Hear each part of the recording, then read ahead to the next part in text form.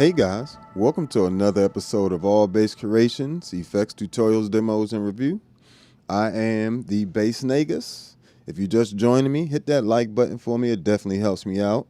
And if you feel like it, hit some reactions, all that good stuff when you hear things you like, and then subscribe. You know what I'm saying? So what we got up here today is this new pedal board I just built, you know what I'm saying? And shout out, first off, let's take the time, shout out a few people that's rocking with the channel.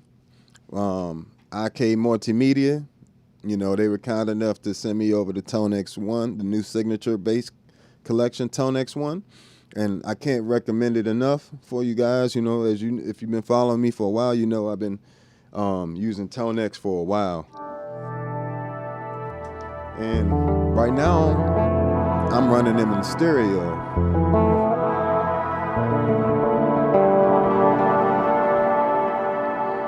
And I'm using a color box tone model. You know, by the way, all my ToneX presets are on Patreon. You know, head over to Patreon support if you would like to. And, you know, as well as Meris. Meris was kind enough to send me a Mercury X for review. As I tell you guys all the time, when people send me things, I always try to be transparent with you guys. I don't ever want you guys to think that, you know, anything else. So I just try to be transparent as possible. And that still means you're still going to get an honest review. That's one of my biggest things when I deal with companies. You guys, you know, they have to accept an honest review. So, but I can say this is the best reverb pedal I've ever heard and had a chance to play, to be honest. It has so many, before I forget, if you want a ToneX or a ToneX 1, and you want to support the channel, you can grab one through the link in the description there. But good gracious, is this thing fire.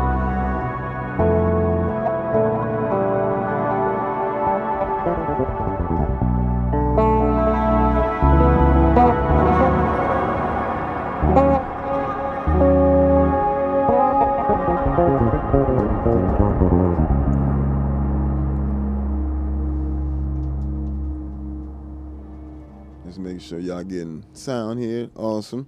So, you know, this pedal actually replaced the...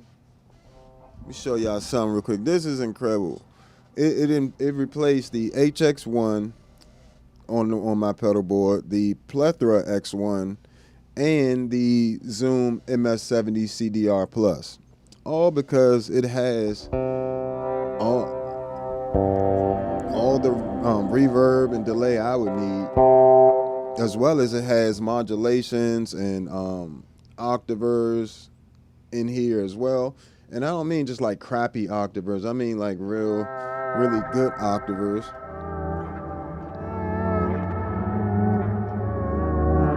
And you also get compression and limiting in there, so you don't have to have a separate compressor at the end. It's just I really like the Atlas compressor and the way I have it set up for my bass playing and stuff as well. So, but it has, you know, all the different types of modulation in there. You got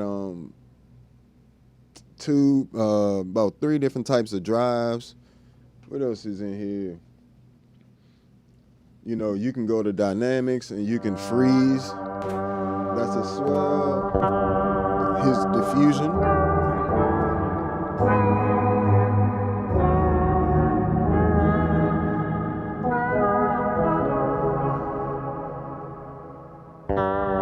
Just change that to limiting or freeze.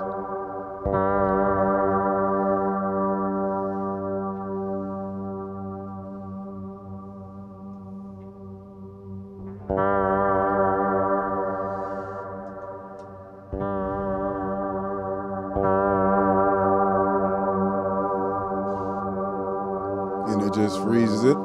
And the way you would set that up with the parameter knob here, you go over to You can do it with the foot switch. So let me see, do I have one hooked up? Yeah, I got an expression pedal hooked up. Let me unfreeze that real quick.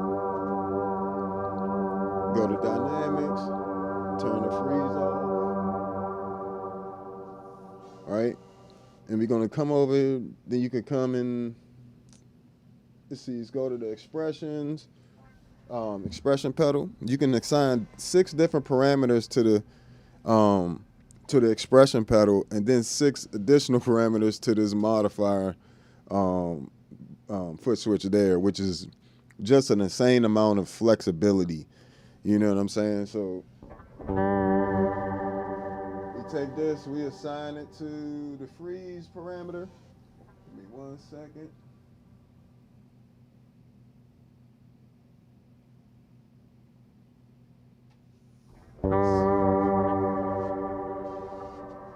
Make sure I got this hooked up right.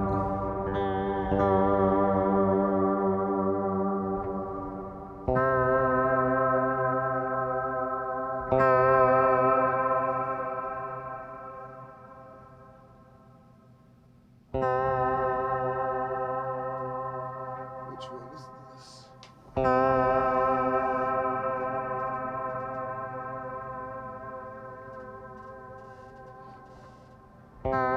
You just basically assign a parameter to your foot switch, and then bam, rock and roll from there.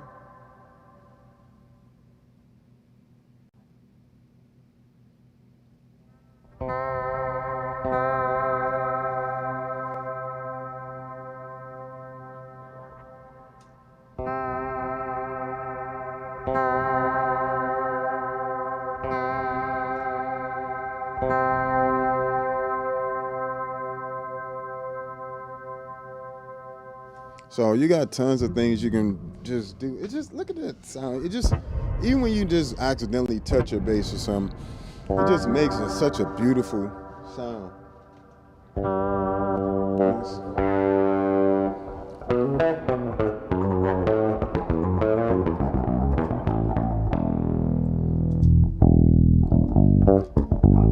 See, and it's even got like these preamps in there too. Say I wanted to do more of a guitar type sound, come to the Pog 3.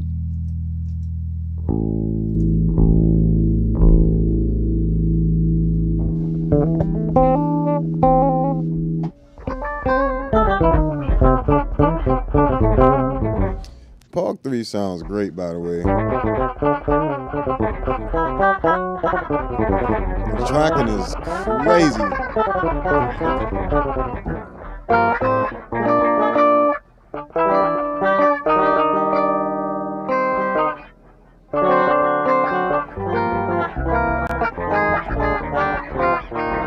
Right?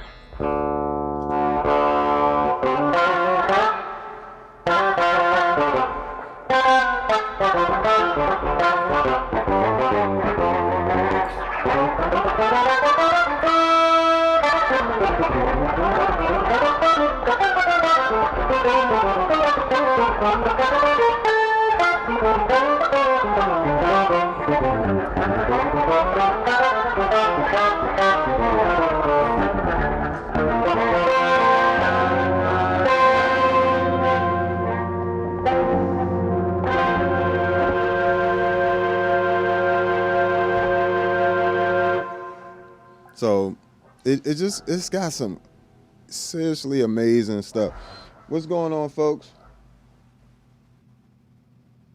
Yeah, so the Hog 2 definitely is out, and just for size comparison between, so I would say this this Pog 3 is about the same size as the Mercury X and the Enzo X. Just it's probably a little taller. Well, Hog 2, see how much bigger it is. So minus and the foot switch, you know what I'm saying, as well. So between, you know, the Enzo X and the Mercury X, they definitely have just completely almost not cleared out my pedal board, but just those two pedals alone cover so much. Like, and when you add in like the ToneX ones into it, it's they in stereo. You know what I'm saying? So technically, if I wanted to, I could have two different tone models running. I could have.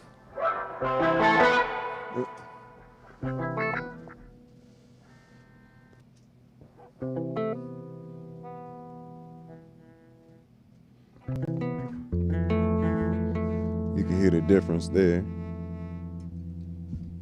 This is when they're identical.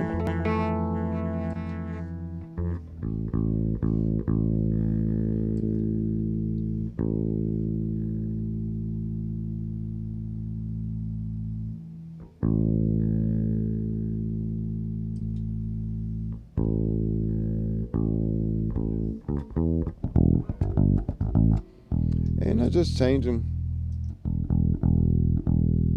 Let me check something real quick, cause make sure my painting on here is correct. Bam, bam. Yep, that's good. Yeah. But yeah, absolutely amazing to have that flexibility there. Kind of mixing and matching.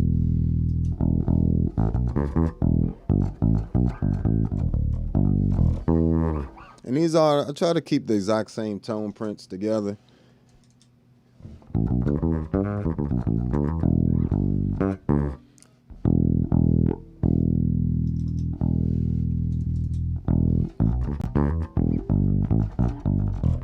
Right, so everything I need to play bass is just, you know, right there.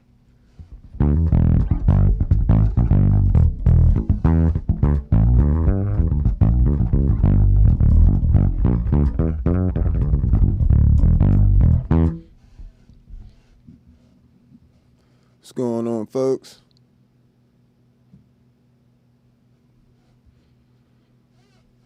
See what we got here. Yeah, the POG 3 is fire. I ain't gonna lie to you. You know, you just have to get, I will say, as soon as you get the POG 3, go ahead, hook it to the computer through the USB, and download the EHX port and upgrade the firmware. You know, because when I first got it, it had a lot of latency for some strange reason. But after the firmware update, hasn't been any problems. So, you know.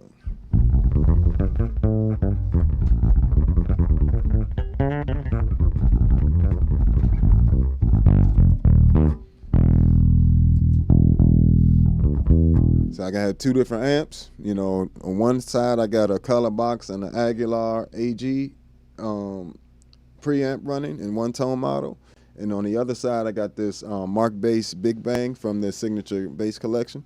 So left side, this is the right side. Hold on, it shouldn't be the right side. This should actually be. Well, I'll do that later. So let's just do this. I'm gonna switch on. I was wondering why I was like phasing is getting some issues there. It's like what?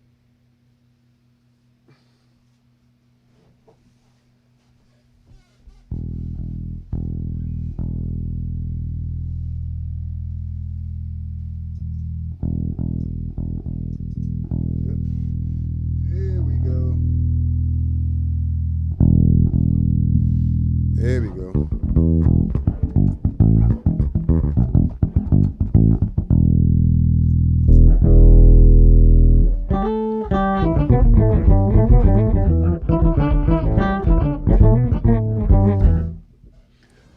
I don't have a video on the POG 3 just yet. I just got it like a few days ago.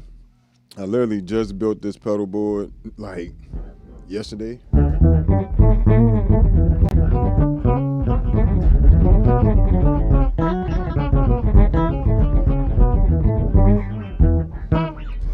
yeah, you know, you can pretty much just create your nice little setting on the Pog, or use your regular bass sound.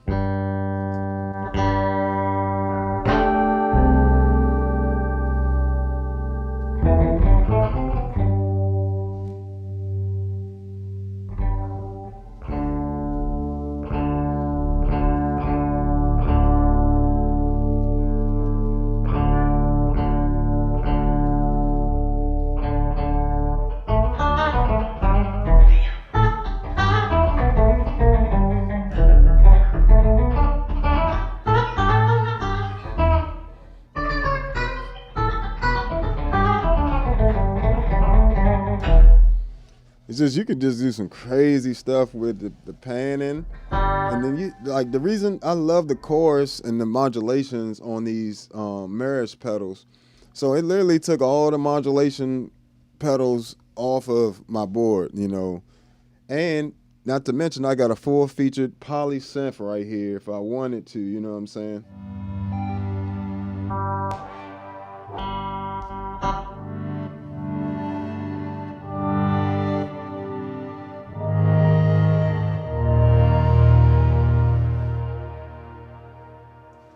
Even without the Pog.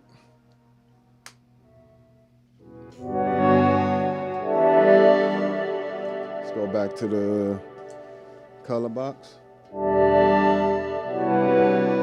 the ToneX ones.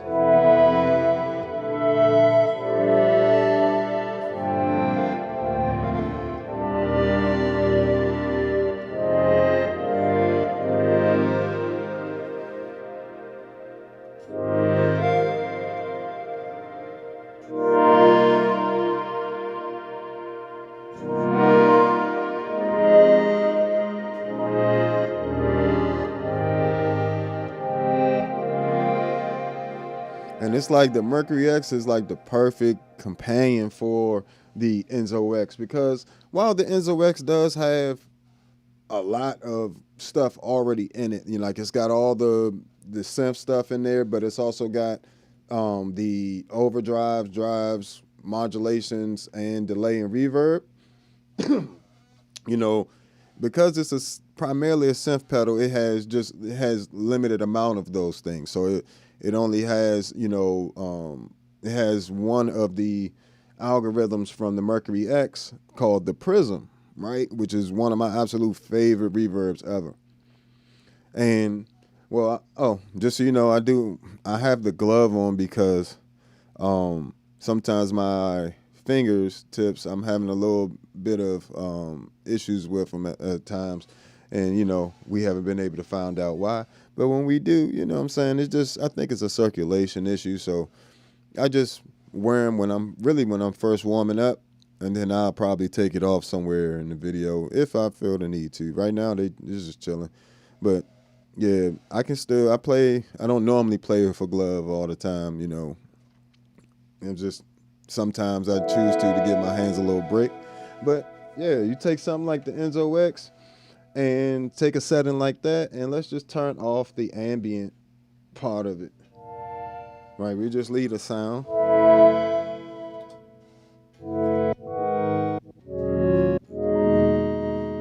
And then we'll do finish the rest of the sound with the Mercury X. And this is where Meris is just a ridiculous, a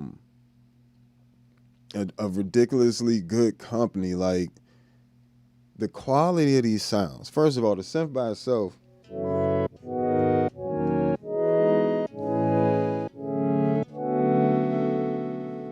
You take that and you add. Let's just pick something at random. Let's turn it off.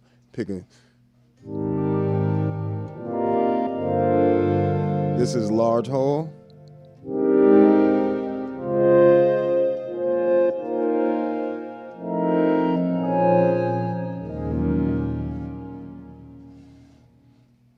It's just the insanity of it. Matter of fact, let's turn these ToneX off real quick.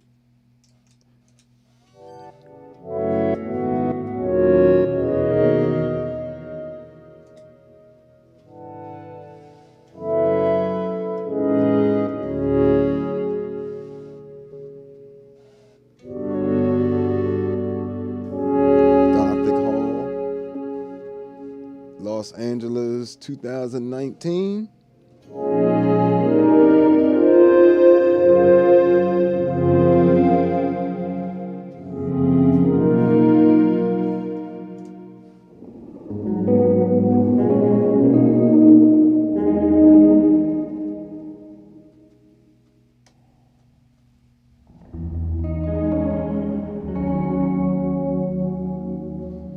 So even without that, it's still a killing, just unit by itself, the Mercury X. But when you start adding anything to it,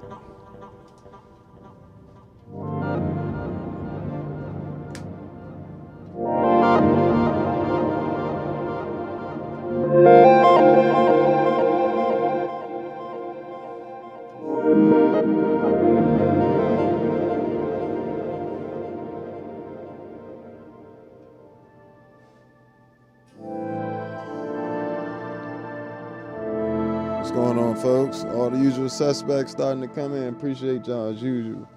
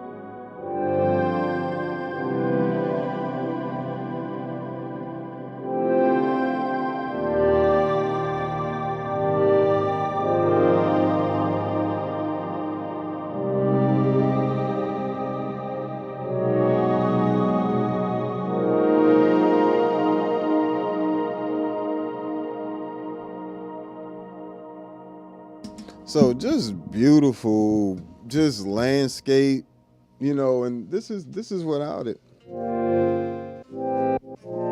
That's all the Enzo X was doing,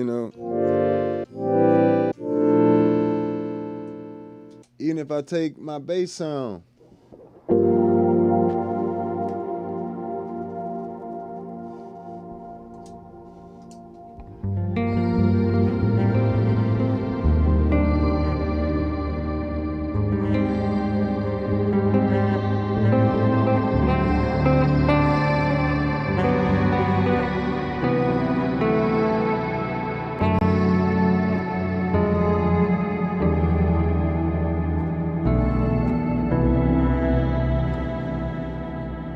and you can set separate, pretty much separate pre-delay for each side as well. So you're not, stuck with, just the basic reverb algorithms, and you definitely have this is probably the last reverb unit you'll ever need, to be honest.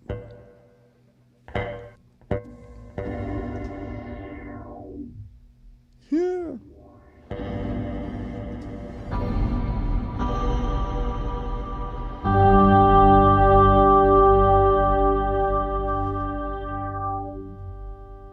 That filter.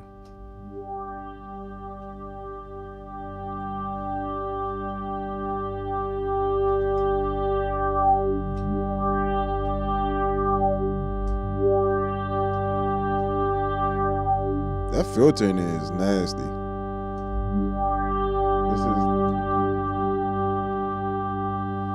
This is by the Pog by itself. That's the only thing the Pog is doing.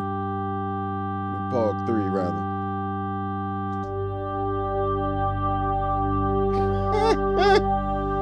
Stop playing. Stop playing. Filter. Just ridiculous.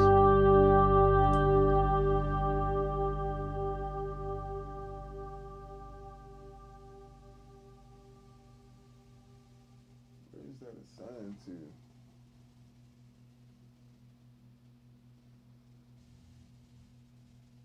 That's crazy.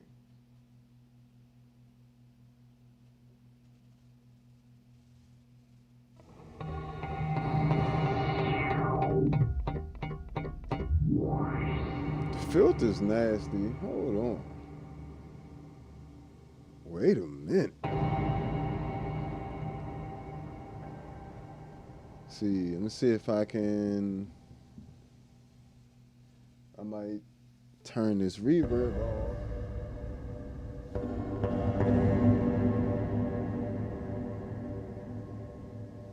The hard part is let me see. Let me go to a patch that's not something.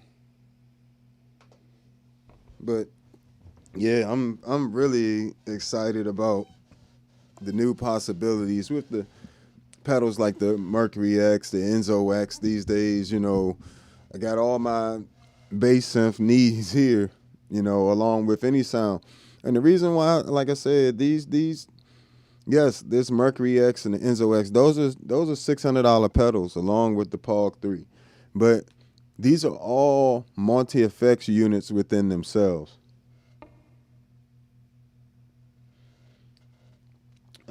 I appreciate that. Thank you. You know what I'm saying? But it just, you have, so the Enzo X, you might as well look at that like a synth keyboard. It's just in the pedal form. And you can play it with an actual keyboard, all those sounds in there. So that alone justifies the $600. You know what I'm saying? For that. But with the Mercury X, it's can literally be your octave pedal. It can be, let's see what we got here. It can be your octave pedal, modulation, preamp, delay. It's just overdrives. It has just about everything in it that but it just has, it's all centered around creating crazy landscapes with reverb, while the Enzo X is centered around creating crazy landscapes with synth. So, that's definitely something to look into, you know what I'm saying? And the Pog 3 definitely covers pretty much any of your octave needs. I had a Hog 3, like I said, I showed you guys that. And only thing missing from this is like 3 octaves, 3 different, 3 or 4. Let me see. What is that? 1, 2, 3, 4. Yeah, it's 4. It's missing 4 octaves from the Hog 2, which, those ones I didn't really particularly miss anyway. The 3rd and 4th octaves up. Mind you, you still get a whammy pedal in here. You get filters. You got detune. You got, you can do like the attack. You can change the envelope of your sound. You can spread. You can pan. You know what I'm saying? It's insane. Plus the filter's crazy. Filters is amazing on here. And you combine that with the filters and stuff that's in the excuse me, that's in the Meris Series X pedals, you in there. You mix that with the ToneX ones or a ToneX pedal if you just want to get a single pedal. You get your ToneX pedal, run that stereo. I mean, there's really no sounds you can't get, and then you start adding in like the MXR bass synth, Future Impact.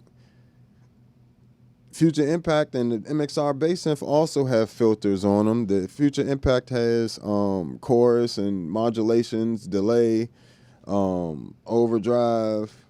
Plus, it's a full oscillator synth pedal with each oscillator you can mix any three of the of the waveforms. So if you wanted a saw and a square wave on one oscillator, you can do that on the Future Impact. And you can have 4 different oscillators. So it's just, I know that might be confusing if you're not in the synth, but just trust and believe this is an insane amount of packed into here. And the MXR bass synth, it definitely shocked me. Well, let's hear some sounds from these real quick. I was supposed to be showing y'all the filter in here, but I'll make sure I try to get around to a little bit of the rest of the pedal board as well. But this pedal board was pretty much built around the Mercury X and the Enzo X, and everything else kind of just is complementing that to a certain extent. Yes and no, but I these took so many pedals. These two X pedals, Mercury X, Enzo X, took so many pedals off my pedal board and just replaced my need to try to chase down a lot of sounds. You know what I'm saying? So it's worth it. Let's see if we can get that reverb out of there, or how to rather.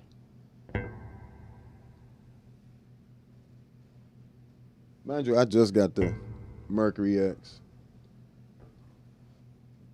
and I am already sold.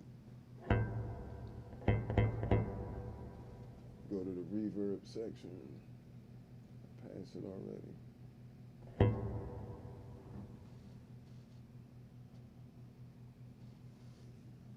Yeah, like I said, I'm still learning the pedal. It takes a while to learn pedals, I ain't gonna lie to you. Pedals like these have a lot to offer. So it's hard to just learn everything in one sitting. Let's put this on the dry signal. Yeah, we'll put it on the dry signal and then come over here and turn the mix all the way to just the dry signal. That should include the filter. There we go.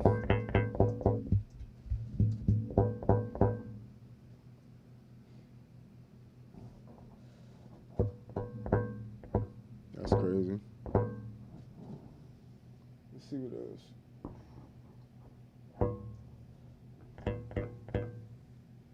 That's that spread. Add some resonance.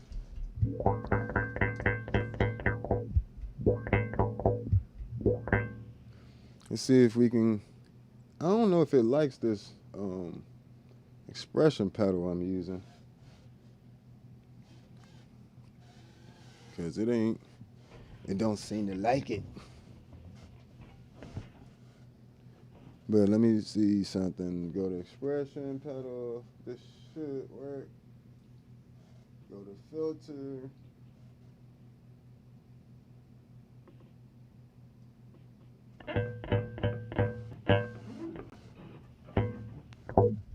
Yep, there we go.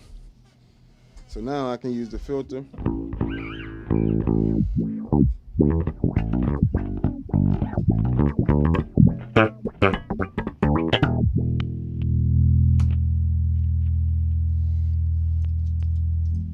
Let's switch to this mark bass.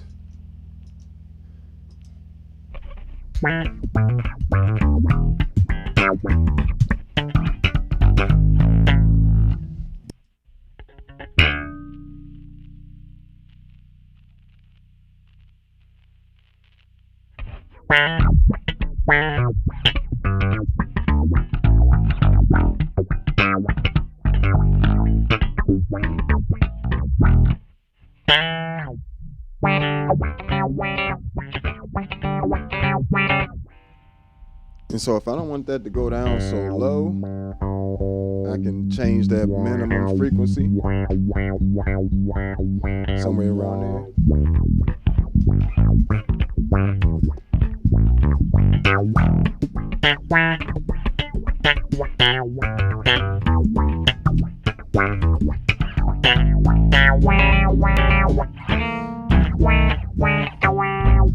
Ooh.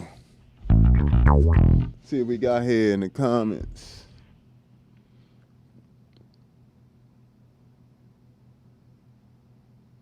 Yeah, I don't really need the freeze or layers. The reason they're not on the pedal board is because I already had the POG 3. The POG 3 literally, so of course all my filter pedals got replaced by all of these pedals really, because all the synth pedals, all three of the synth pedals have filters. Mercury X has filters, and POG 3 has filters as well, so it's no need for filters. But in terms of the deep freeze, I can do all of that stuff plus more with the POG 3, so it's no need to really have a deep freeze or the MXR layers on the board at the moment. Yeah, they just replacing pedals.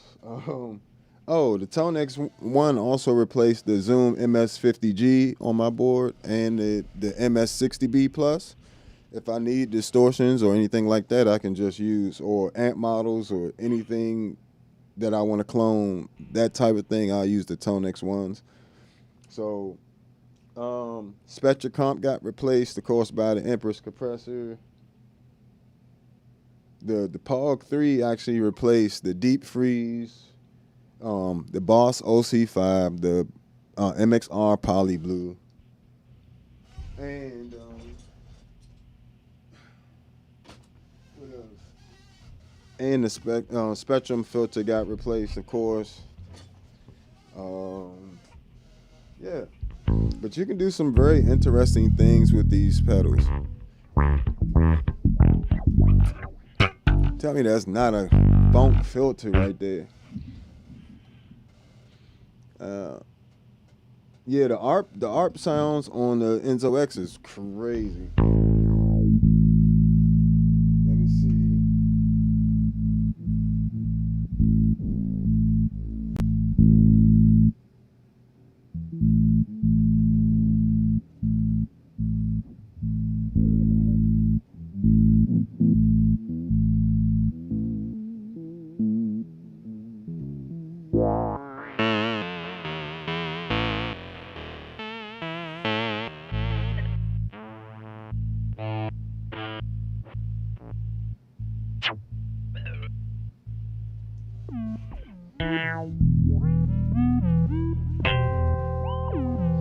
And mind you, I could use the filter on the Enzo X, but it's already being used for some, right? So I'm using the filter on the Mercury X.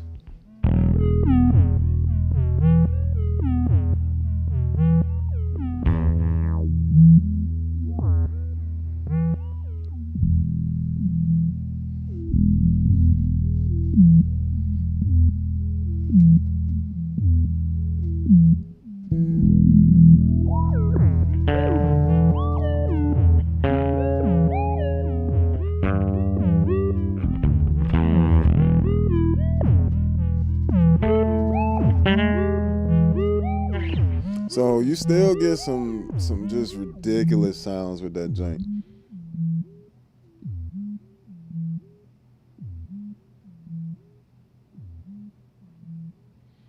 Well, you know, the note persist is more for, I keep my note persist pretty consistent between patches. It doesn't really, for me, I found keeping them in a certain range, I never have it more than 1 second. I don't need it to be longer than 1 second per se. With the note persist. But yeah, you can work with the ADSR and you can do so much stuff within the Enzo X. Yeah, the Pog 3 is here, and it definitely made the pedal board. Like I said, if you get a Pog 3, immediately update the firmware.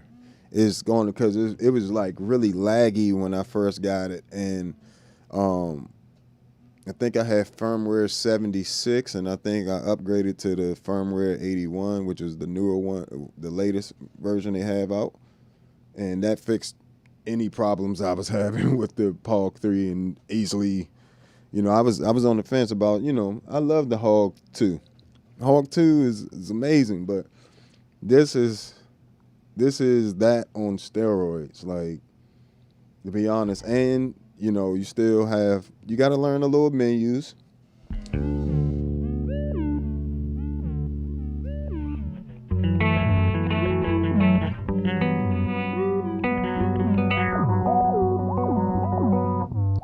Now it's hitting different frequencies. The filter on these joints is crazy, on these X pedals.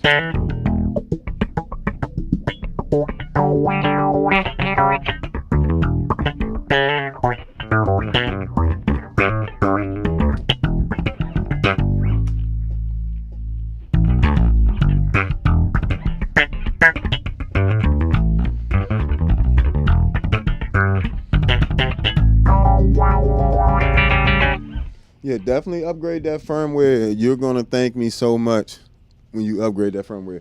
Now, if you just say I wanted to create, so basically, I'm gonna do.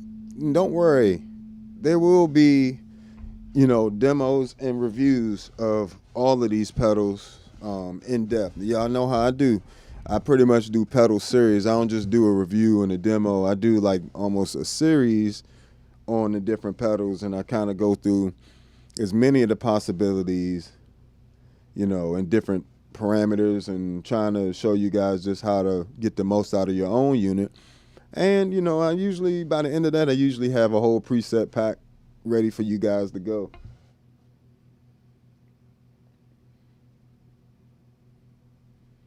Yeah, definitely. That is going to be the key.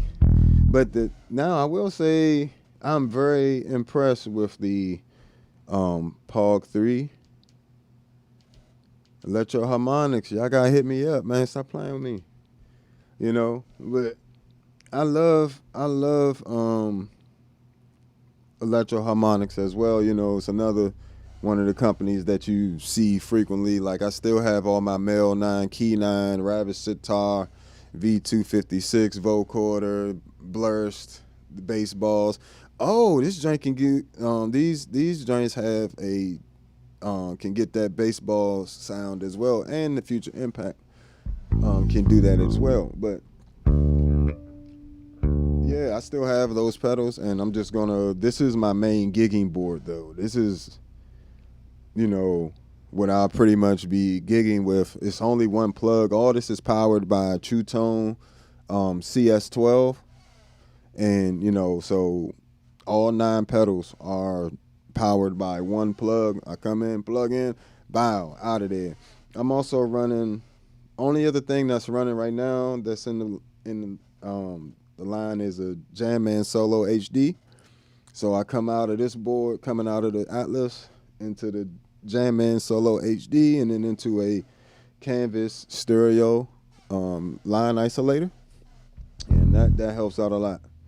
Yeah, the Pog 3 is going to take some digging into for sure. See, I did a few patches.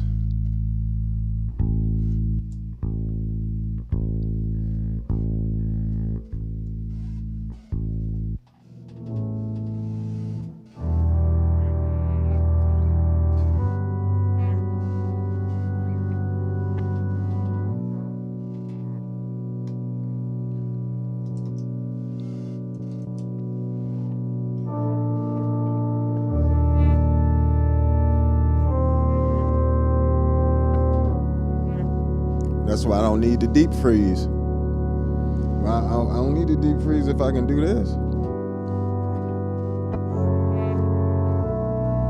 Not only that, I can change the spread.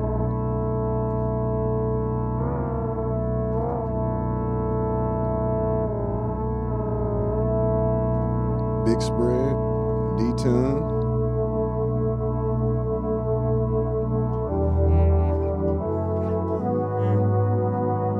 Attack.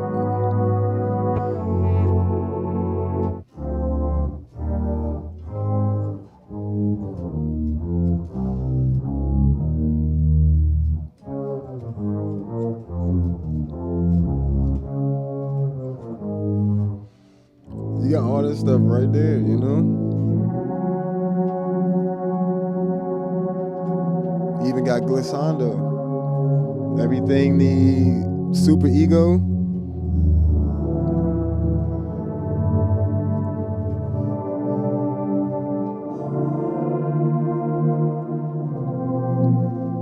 And all that's just, you know, playing with the freeze gliss time, you know what I'm saying? So depending on where you have I have an expression pedal, depending on where you have it, you know, the way you have it set up.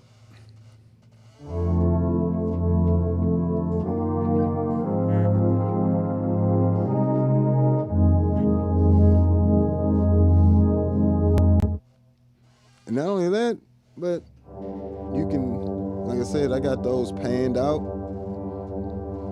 And you start adding that with just all the foolishness from the Mercury X.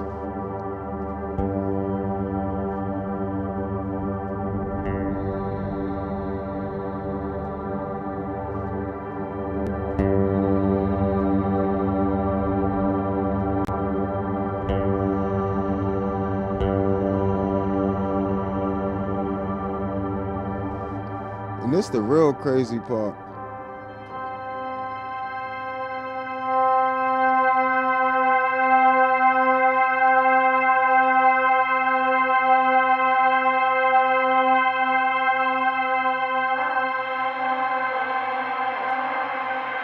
I'm just moving this spread.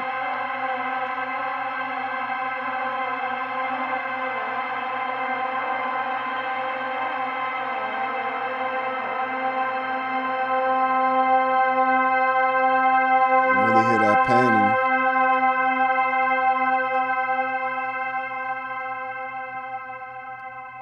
You know, one of the main things I'm trying to see how I can work it out is to get my male 9. I want to put my male 9 on here for real, but I only have 9 power slots. So that's why I'm limited to 9 pedals with this pedal board. And these pedals are, you know, they use a lot of power, you know what I'm saying? Not a lot, but, you know, they're using about 300 to 500, a lot of them. Except for like the Empress compressor and the ToneX pedals, those are using less, like 100.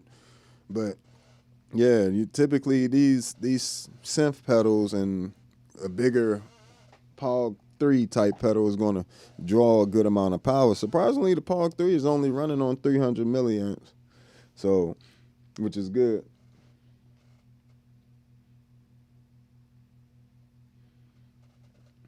Yeah, the POG 3 definitely, you know, there's not really hardly any bass stuff on that or the Mercury X. But in reality, you know, these two combined will get you just an amazing array of sounds, you know what I'm saying? The Enzo X and the Mercury X combined is going to get you a ton of sounds. Same thing with the Future Impact with any of these.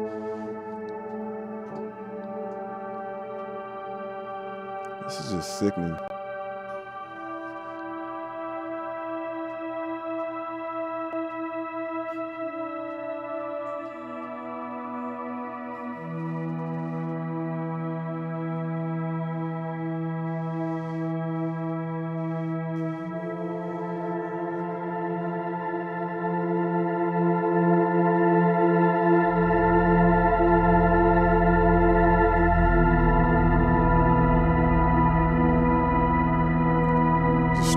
film scoring on.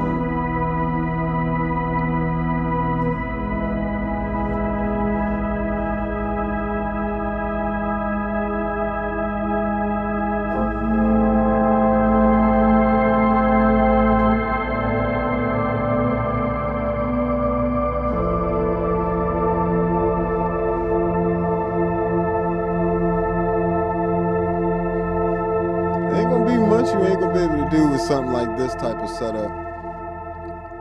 Something else cool you can do, because of the POG 3's tracking is so good, right? You can throw on your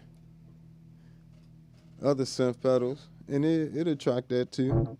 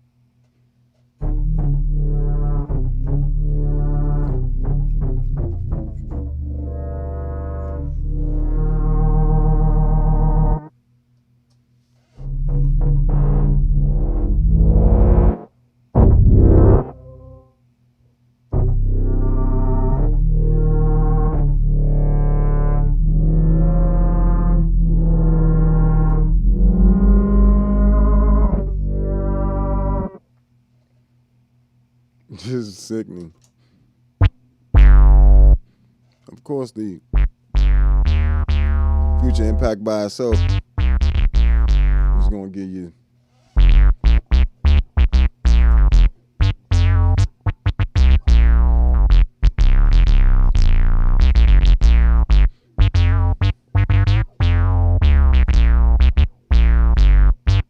so, get that real classic bass synth sounds while still, tracking very well. And you can still just bring a MIDI controller, play all those sounds from the Future Impact and Enzo X with a MIDI controller.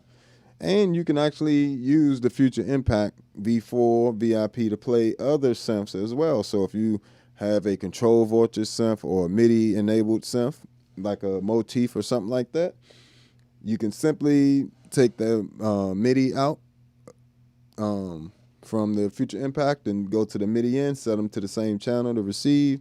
Make sure the Future Impact in the settings, the MIDI out is turned on, and bam. You know what I'm saying? You're able to play other synths with it. So this is really like a complete bass rig, like bass synth rig. I have all the modulations, all the octaves. This is literally the best of really everything that I like at the moment. You know what I'm saying? The Empress compressors, my favorite, and Atlas compressor are my favorite compressors. The favorite analog, favorite digital, favorite amp models. The ToneX. You make sure you go to the description if you want to grab some ToneX stuff. Their new Signature Series bass stuff is incredible. My favorite amp in there is the Mark Bass Big Bang. And as well as the Ampeg, I think it's SVT CL in there as well. But best polyphonic octaver, and Meris has the best. I like their modulations the most out of everybody's, like in terms of a particular brand's modulations at the moment. So I'm feeling just good gracious Future Impact. Come on now. That's a heavy sound.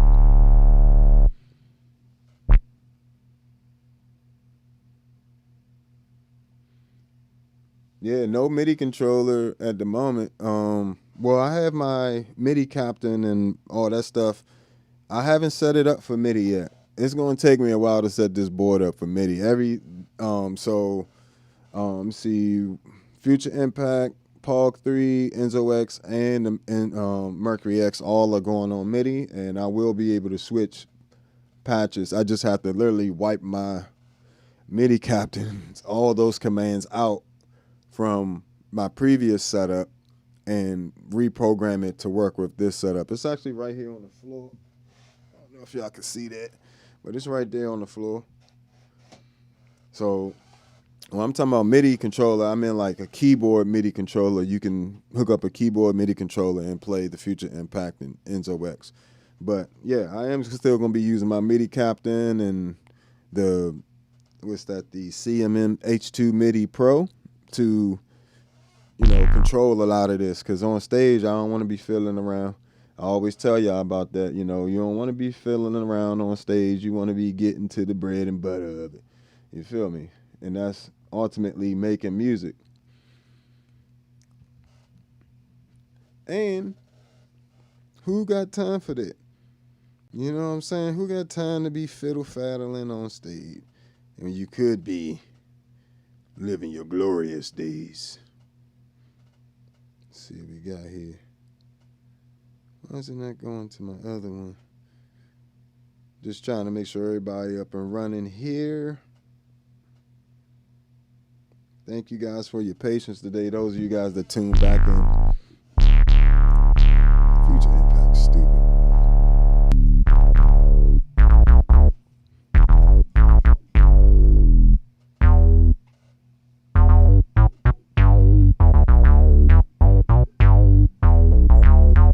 Just dumb sounds.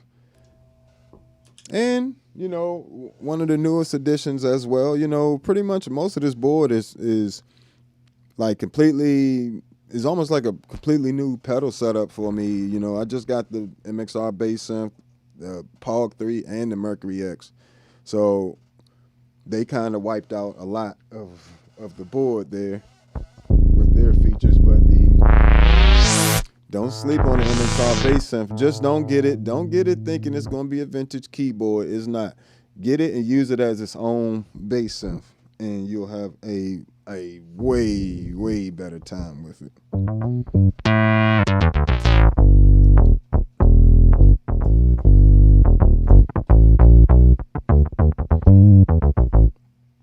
Let's run this through the Mark bass.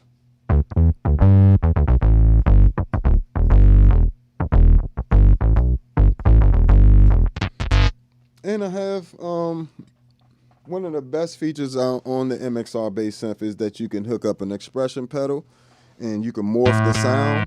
And that gives you almost like variations of, so it gives you the two presets, one at the heel and one at the toe. When you got it heel down, it'll be one preset. When you got it toe down, it'll be a different one. So,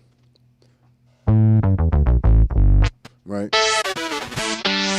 So that's what I got programmed in there, so I can have like a solo sound in there.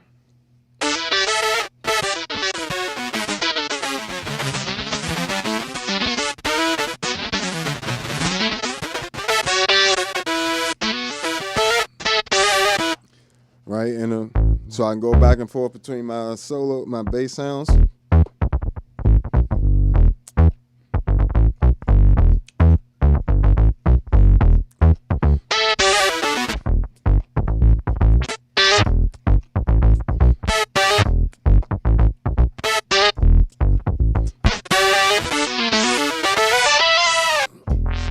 So, and then I can have it anywhere in between. So if I want to add a little bit of that second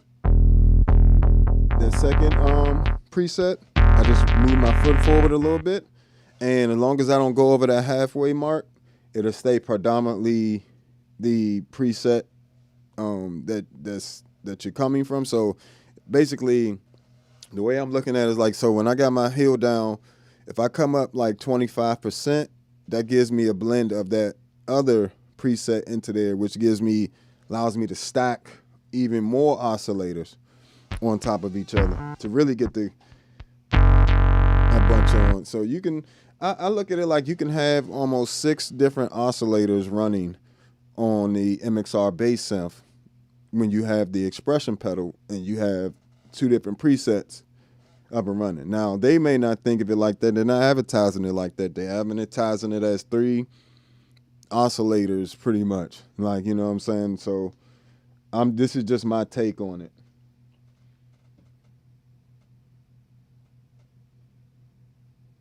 Yeah, definitely, I have a video on the MXR bass synth already. So, if you want to check out that, I give you some tips and tricks on it there. as well as the Future Impact, the Enzo X, ToneX, Empress compressor, Atlas compressor. All those videos are already done. But you'll see me giving you tips and stuff on various pedals. But the main tip for that MXR bass synth, when you hook the expression pedal up, it is going to change the entire pedal for you. It's going to multiply your presets. So now one preset is not just one preset. It's I can go from 2 2.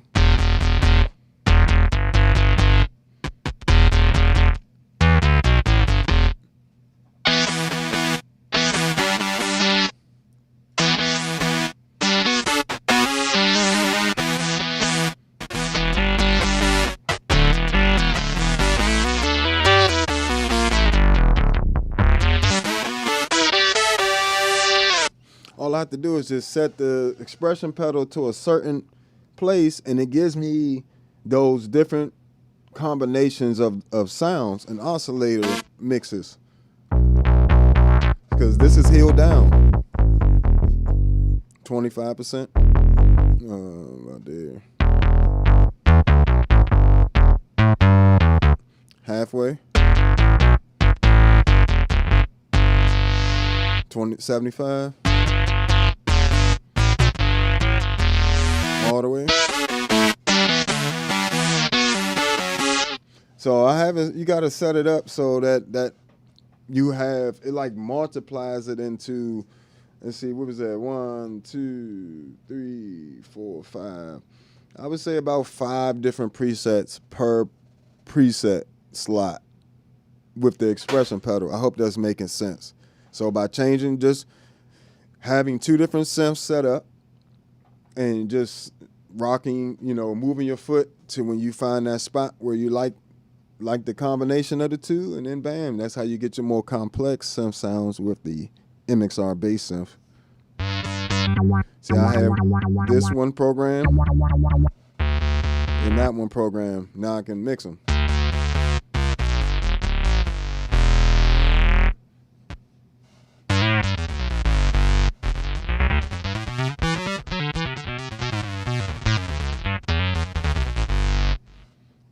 So definitely got some go to it.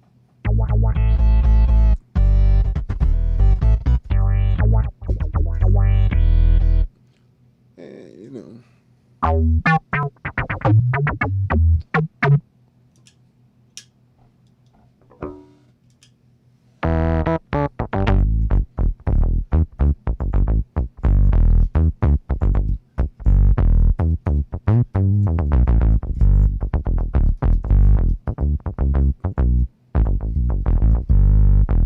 so, yeah, this pedal board pretty much it isn't really any bass sound I'm not going to be able to get to, or synth sound that I'm trying to get to that I won't be able to get to because of the amount that each pedal will do.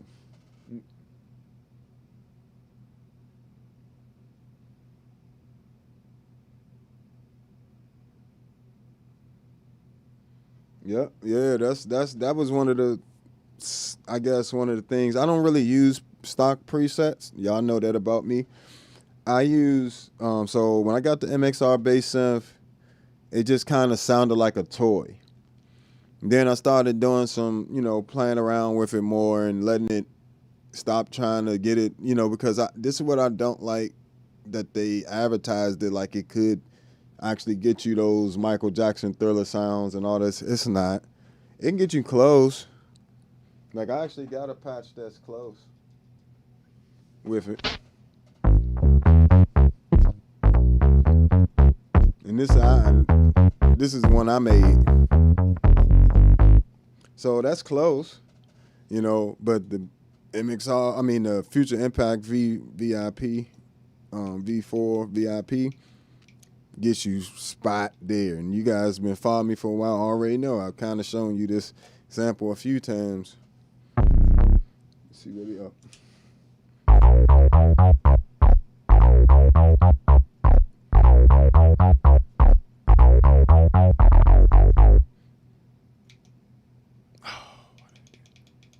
Yeah, bam, bam. Compared to.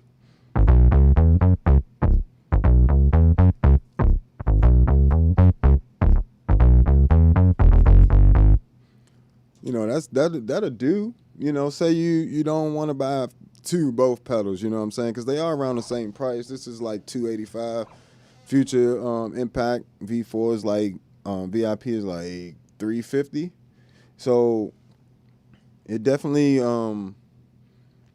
just a slight price difference, but Future Impact does have way more functionality. But a beginner or somebody just, you know, that really doesn't know much about synth at all, but really wants to be able to have something to play around with and do some stuff with, the MXR bass synth is a lot of fun. As you can see, it made it onto my pedal board and, you know, replaced the Poly Blue as well. You know what I'm saying? Like, the Poly Blue was one of my favorite MXR octave pedals, and this gives me a way better octave sound than that. You know what I'm saying? Like, and I have still got a bunch more I can do with it.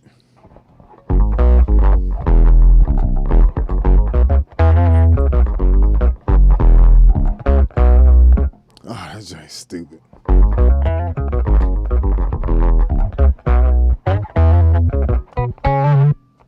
That joint's fire as an octave. You know what I'm saying? Let's see what we got here.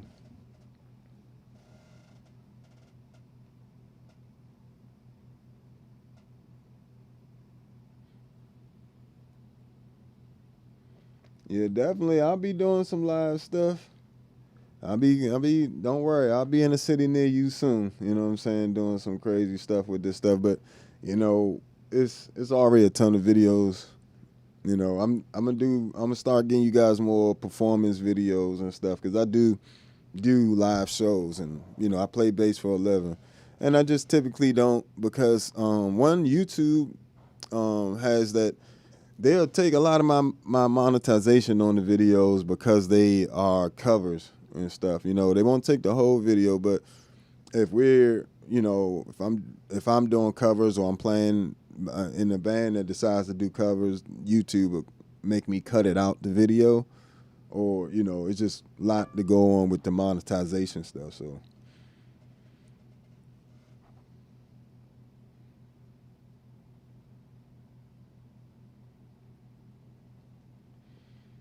Yeah, I definitely understand, and definitely check out the Future Impact. You know what I'm saying? What you do, you bring it in, you get it shipped, right?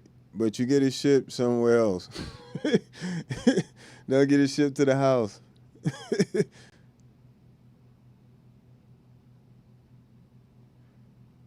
Well, I'm in my own band. I'm the Bass Negus. I am an artist, you know, for a living. I do play with other artists and stuff, but for the most part, me.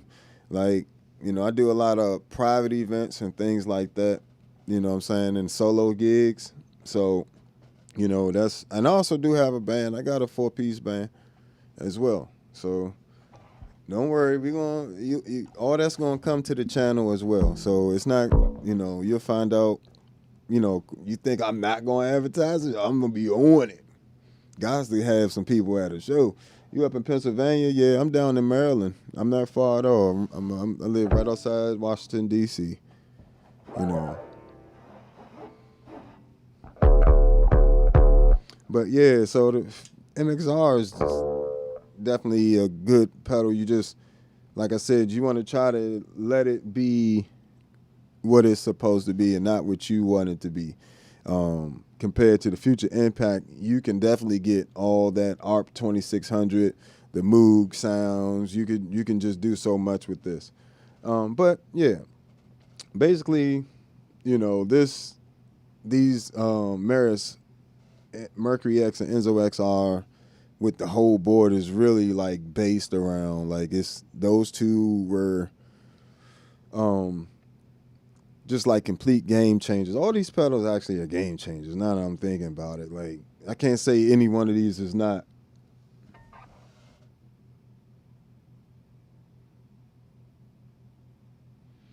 Yeah, you know what I'm saying. You send it over to wherever you gotta get you one of them future impacts. I wouldn't lie to you. It's definitely worth a chewing out, getting yelled at a little bit. So it's worth it.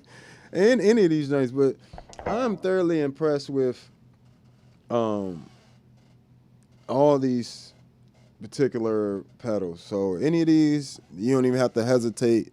Yes, I'm recommending every single one on this pedal board.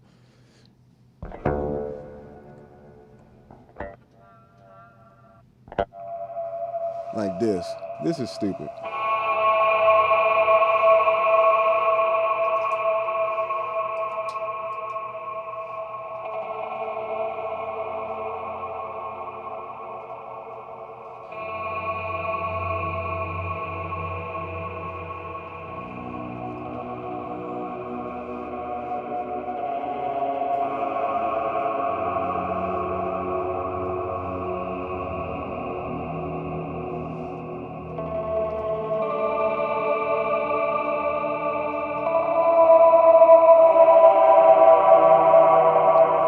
That's literally all the Mercury X. That's all the Mercury X. Yeah, and you know the cool thing, the cool thing about this Mercury X, man, it surprises me. I'm glad the presets. Like I said, I don't usually use presets. None of these other pedals am I using like the presets like that, except for the Meris pedals. Like the Meris pedals come with presets that inspire you to do new stuff. I haven't done anything to this Mercury X other than what you guys have seen me do on camera. I just got it. Just ridiculous. The chorus, though, look at that chorus.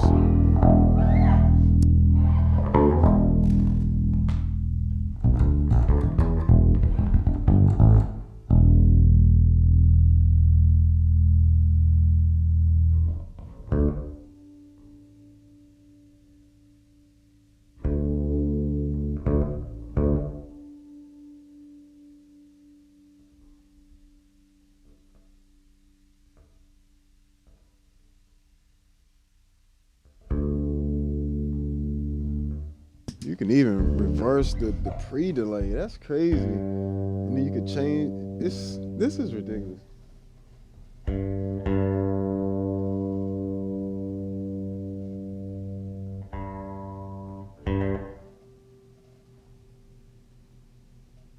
Low tank mode, bass treble. Got almost like a complete EQ, like 3-band EQ on this room reverb, which is insane. You get bass treble and mids, and you get a crossover.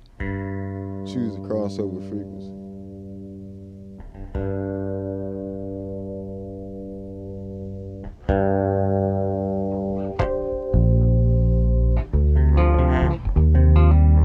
Oh, the chorus is crazy. Get to it so I can. And they got this transistor preamp on. Right? So it's the tube transistor. I like the op amp.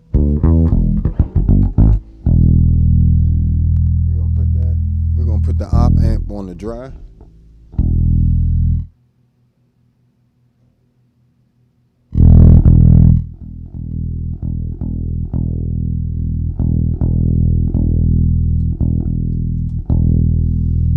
So without it,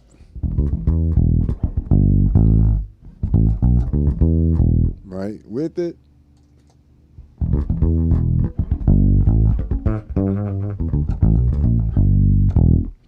that's a nice preamp. Give it a little boost. We're gonna come over to filter.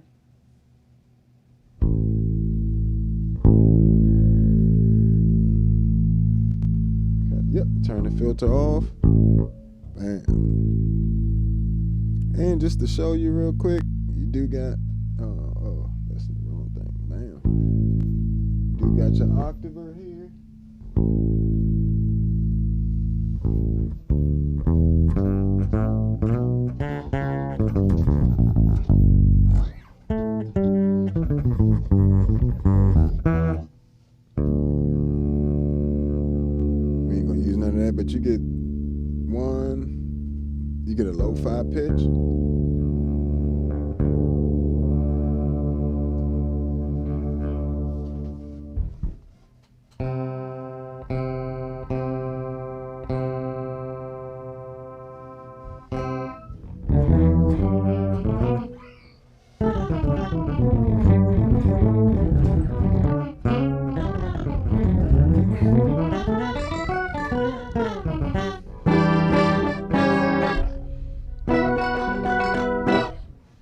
So you even get the octaver aspect in the Mercury X.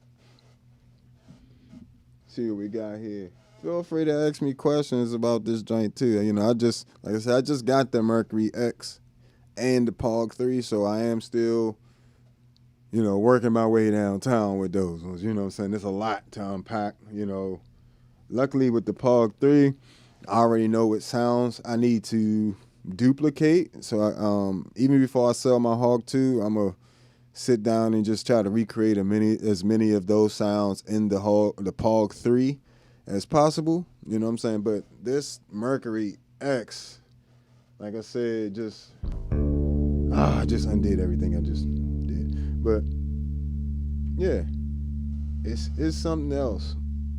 So we turn this filter off, see how fast I can get it back.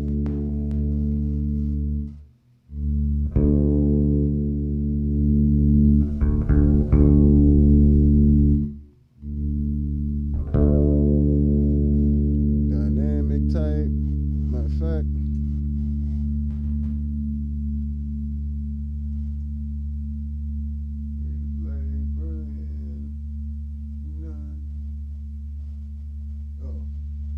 Pre-delay blend on that, and then here, there we go.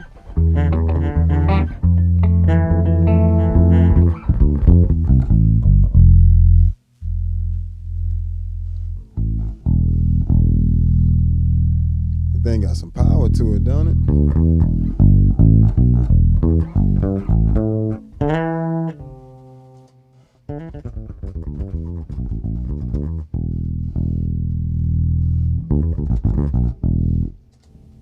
Let's bring this down some over here, back to the preamp section.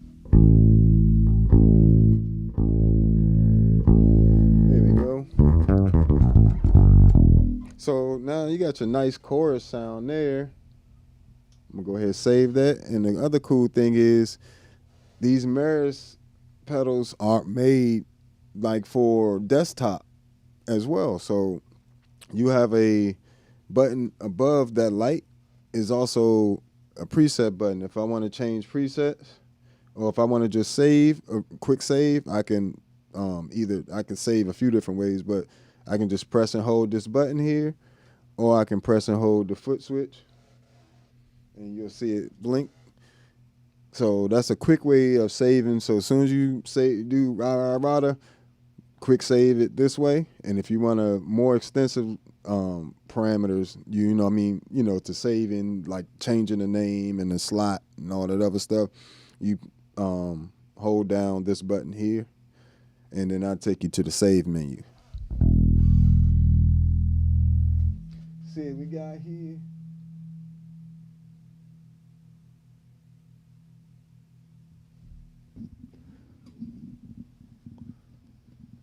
So we see what we got here. Only reason I passed on the Mercury X is because I'm only looking for smaller pedals to lighten the load on my pedal board. My largest pedal is the Boss GT 1000 Core.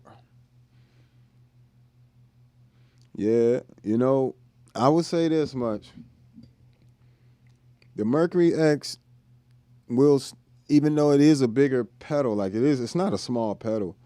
But, like, do you see how many pedals it replaced, though? Let me just do a size. Let me just pull up the pedals. Let me grab the pedals real quick. Let me show you something. This is why a pedal like this is so valuable.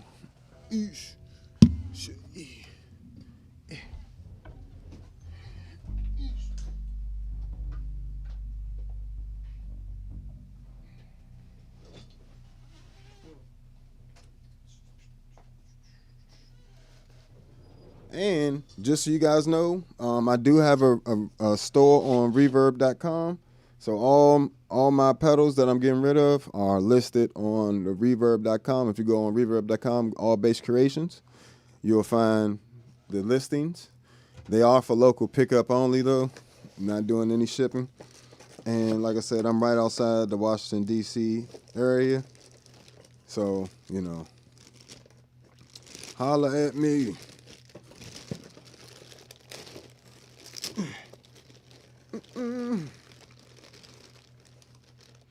So for size reference, this is a HX1, right? HX1.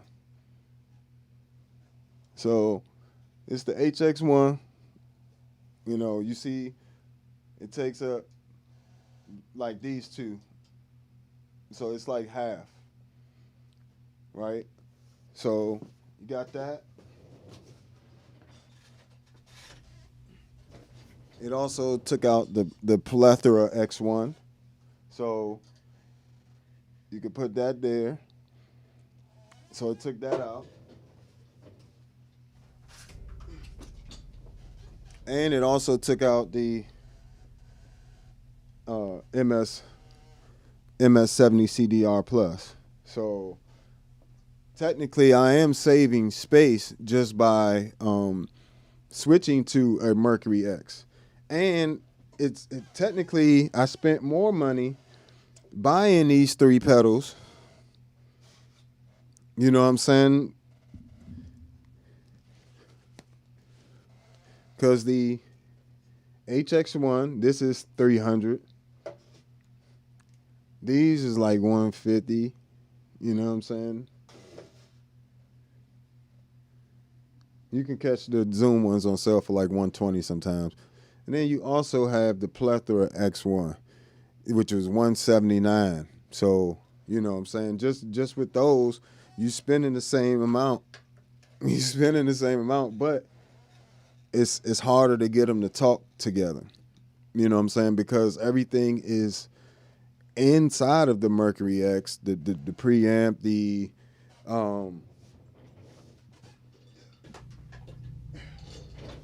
preamp, the delay, the reverb, the modulations. You can get all of those to work together seamlessly, you know what I'm saying, and easily, and from one expression pedal without doing a whole bunch of finagling and doing everything else. So makes a difference. Yeah. So I can't recommend the Mercury X anymore. Like it's I mean not recommended. I didn't mean it like that. That sounds wrong. I can't give my blessing on it anymore. Like it's literally it's the best reverb pedal I've ever run across. It's just nothing I can't get done with this. And I can put all of these different effects that I'm using on my dry bass. I can put them just in the on the reverb side of the thing, and just keep my dry signal. I can, you know, I got a compressor in here. Let me see. Let me turn off this Atlas real quick. We're gonna put it on a faster, slow attack. Slow attack. Turn up this trigger. This threshold. We're gonna put the threshold around 8. Add some gain. Let's do a 4-to-1 ratio with a fast release.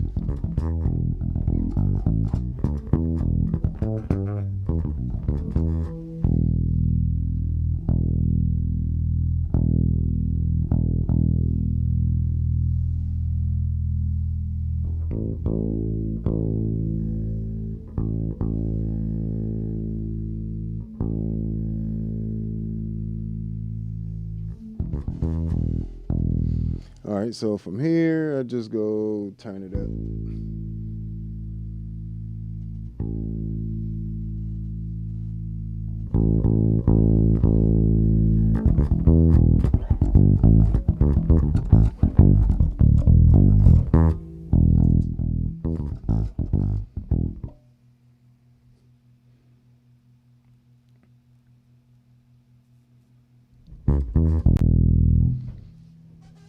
Yeah. Ta-da.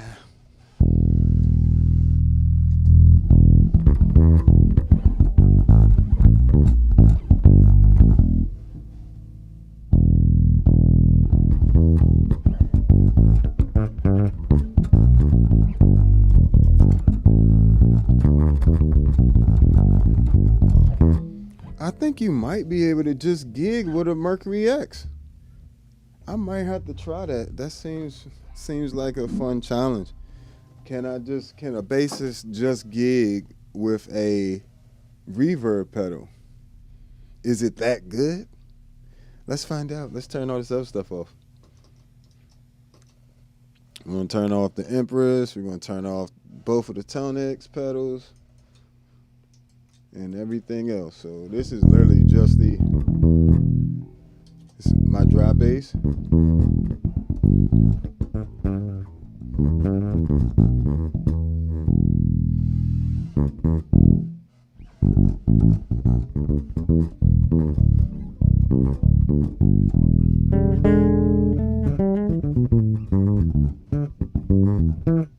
Right, so that's the dry bass.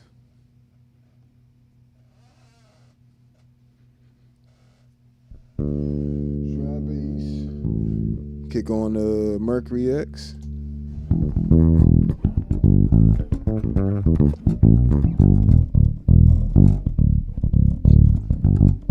Let's bring this down just a tad.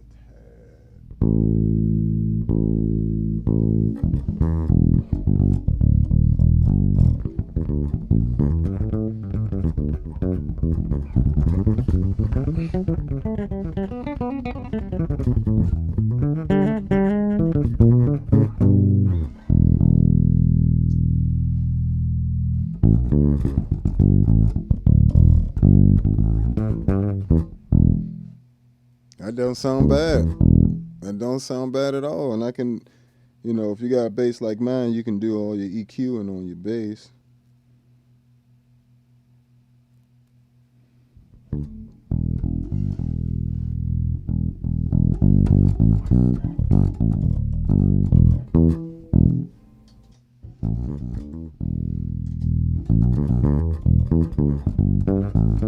That is a nice preamp. I ain't gonna lie, that preamp fire.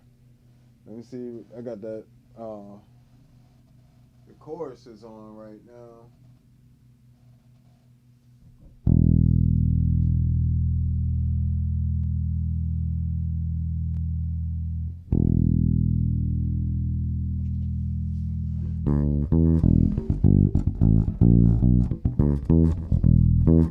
So even the preamp, I like that op amp. I found that out on the Enzo X, that I like that as a unit in general. It has a nice tube warmness to it, like not even like a tube warm. I forgot what is the op amp, but it's nice, and the compression is not bad either. Let's see.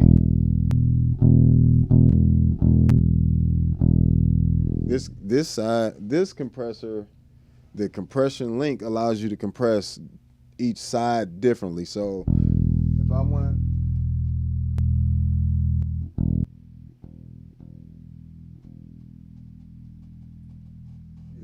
let's do this. We'll put one side as a, what did I just do?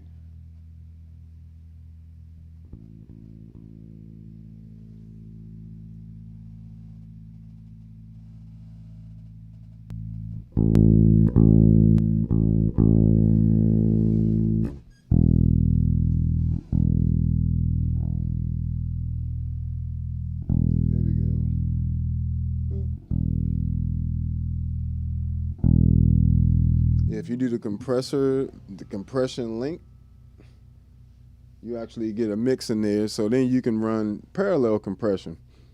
Put that at 50%, the mix. Then we're gonna put this at like a 10-to-1. Slow attack and fast release.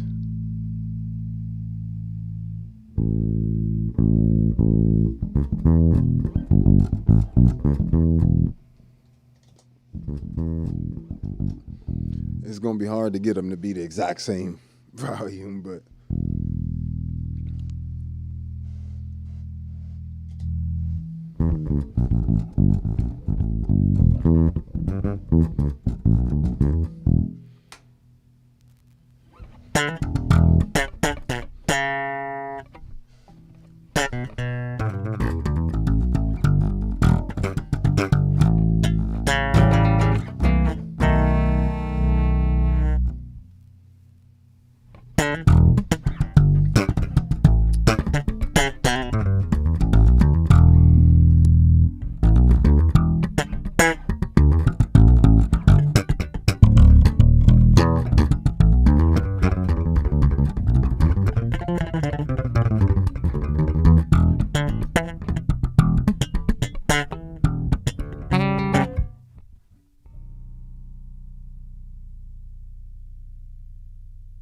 So yeah, you could definitely use this joint as a compressor and a preamp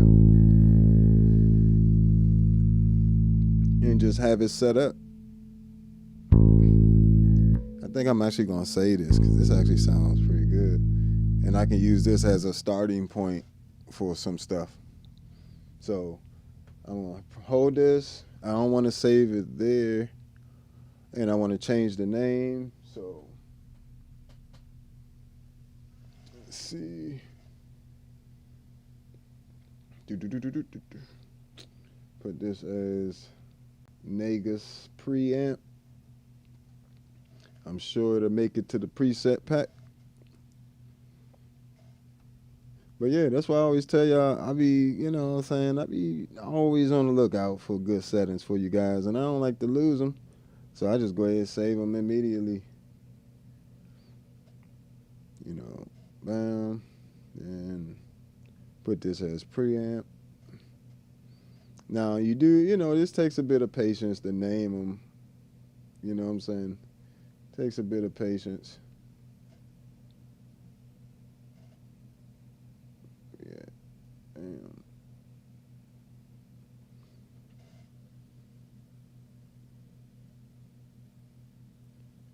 And they do give you plenty of space, you know what I'm saying? They give you plenty of space for your names, so I like that a lot. All right. And then the short, oh, I forgot that delete some, to add them. No, delete that. Move that over. Add. Turn. Preamp.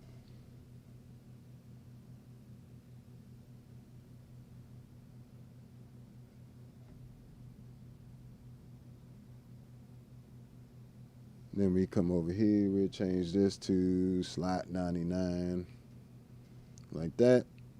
And then we'll also come up top and we'll change that to one of our favorite slots. We'll put it in number 2, and we just long press, and bam, now it's saved.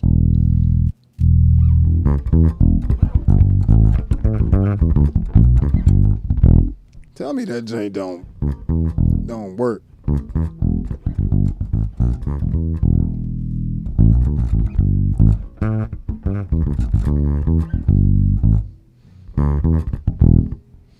And let's see that versus like the ToneX.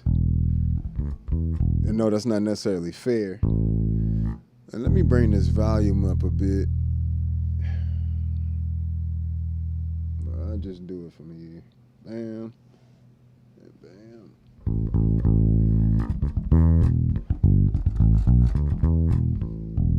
Well, let me just go ahead and compare it to my usual setup.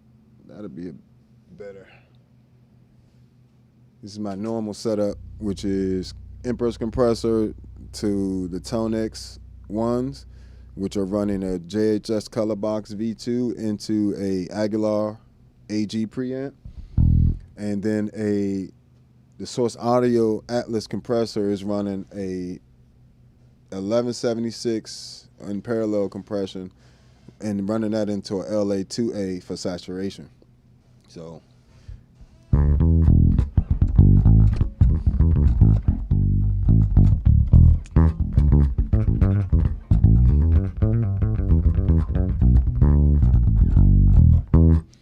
that's the usual setup.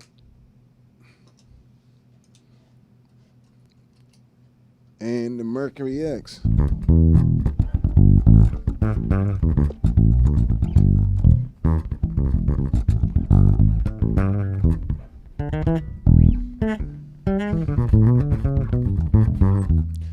That actually works. Wow.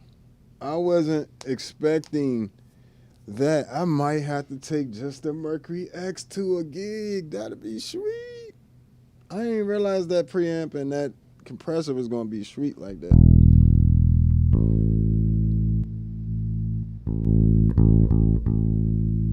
That is beefy.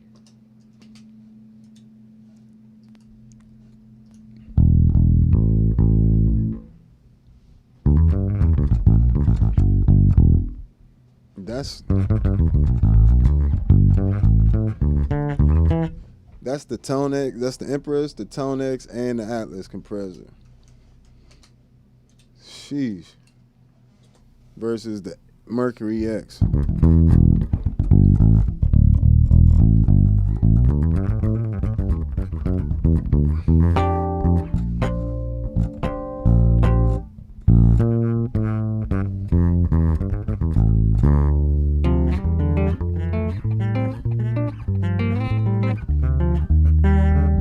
Wow. Yo, I know the reverb. I mean, of course, the reverbs are impressive. You know what I'm saying? But we are bass players, so you know what I'm saying. Like that's what I'm saying. That preamp sound with the compressor, with that compressor link.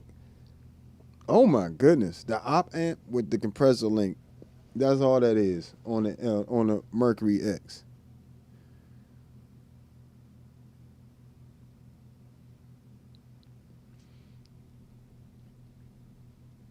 Yeah, I'm glad it's sounding good on your end. Sure enough, sounding good on my end.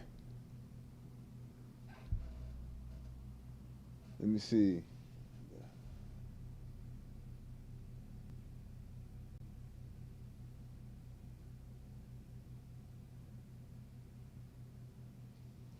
Yes, you definitely can. You can run the compressor in parallel because that's what I got it running in. I actually got it running in a 10 to, what did I say?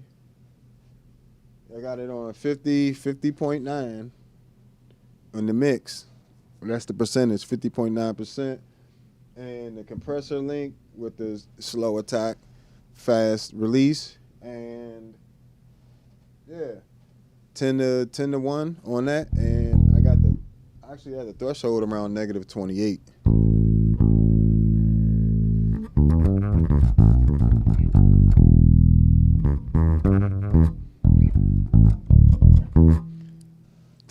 That is crazy. And then you can still come back over here to the preamp, and I can, if I want to use this as a distortion pedal, right?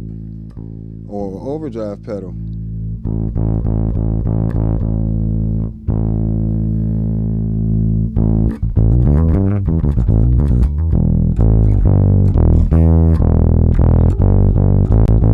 Now we getting some breakup, but we also have other things on here. If we want a little bit more breakup, we come to this tube amp.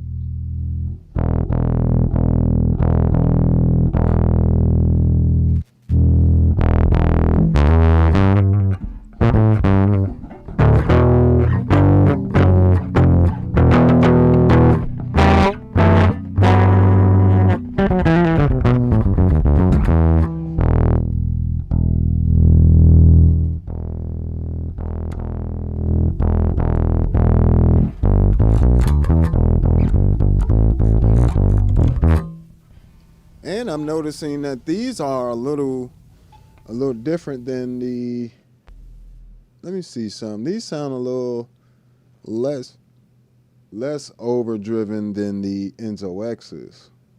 Let me just check it out. Go to dry hall.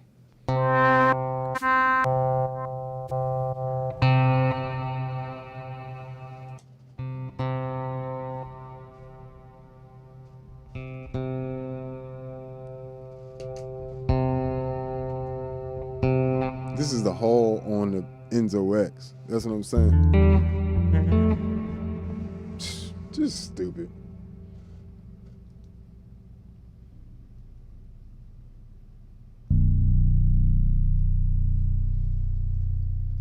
Check out these drive types real quick.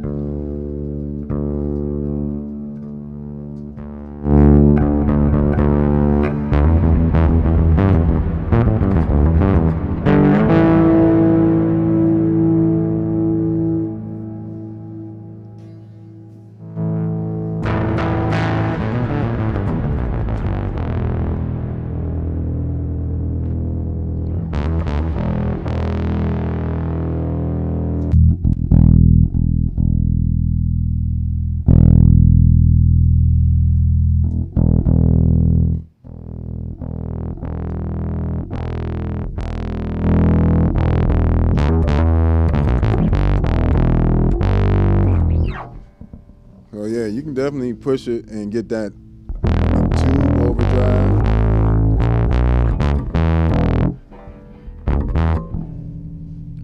Oh, what's going on with this fingertip right now? It's irritating though.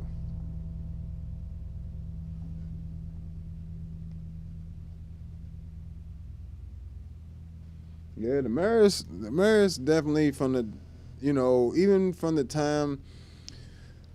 I will say this. I just got into Meris in terms of buying the pedals with the Enzo X. And it took a while for me to budge on the Enzo X because, of course, we all looking at $600 price tag like, that's a lot. Is it a lot? Is it? I mean, compared to everything else, you know what I'm saying? The MXR bass synth is $285. Let's call it $300 by the time you pay taxes and shipping and everything else. You know what I'm saying? The Future Impact, that's $350. You know what I'm saying? And these pedals are amazing, but they don't necessarily do everything, as Future Impact does a lot.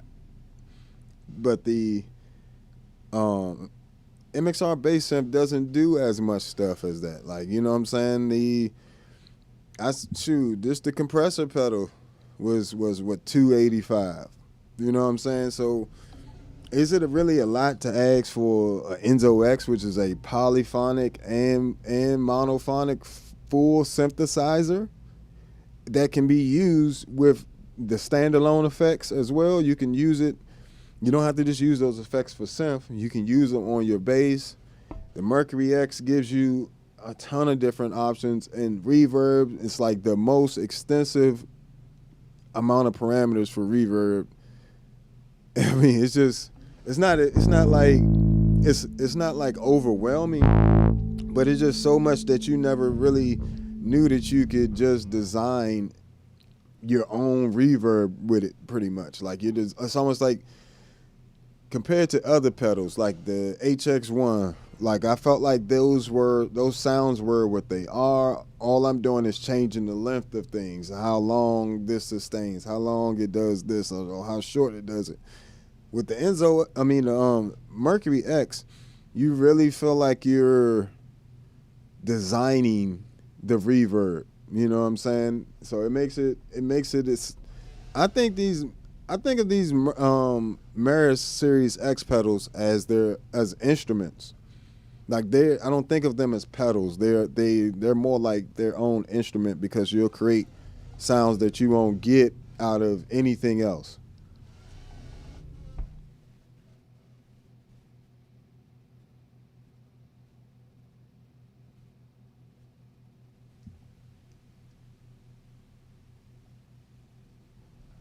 Yeah, I mean, the Enzo X sounds is just insane. So I mean, it's just one of those things where you be just sitting there wondering, like, who came up with this? Like,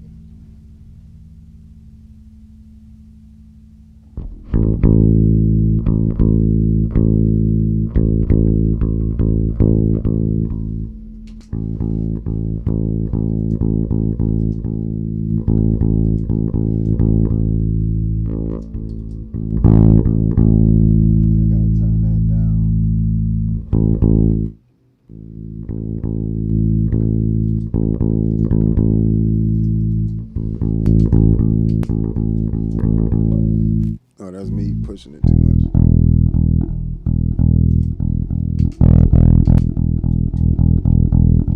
I'm just trying to make it the same volume as this Atlas. Yeah, that'll work. And then you just press this button and you quick save. But yeah, let's go on to, like, I already showed you guys the filter. The filter's nasty.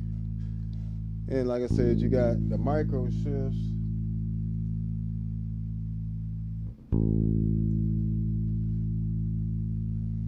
I'm gonna go back over here, and I need to mix in some of the wet a little more.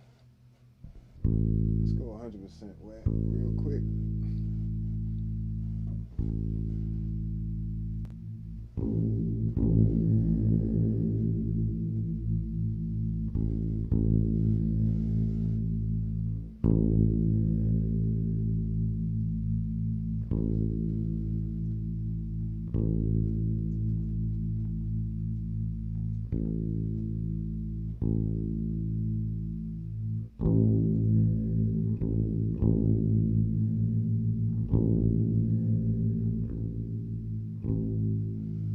So basically, this micro shift is almost like a detune, and it has two different.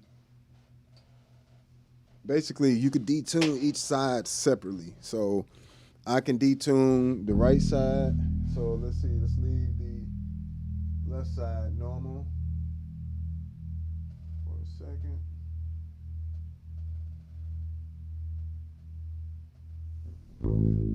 And I can make the other side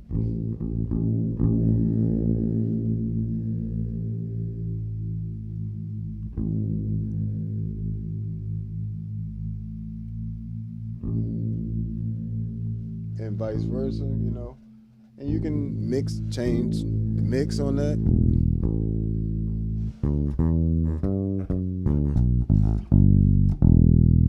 You just want a little bit, want a lot. Just ridiculous. That's nice. The lo-fi.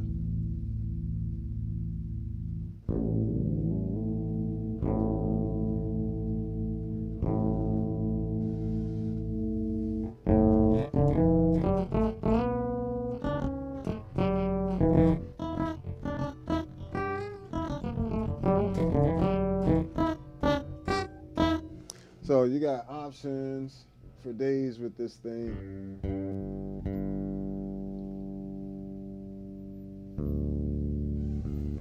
Use it as your octave pedal.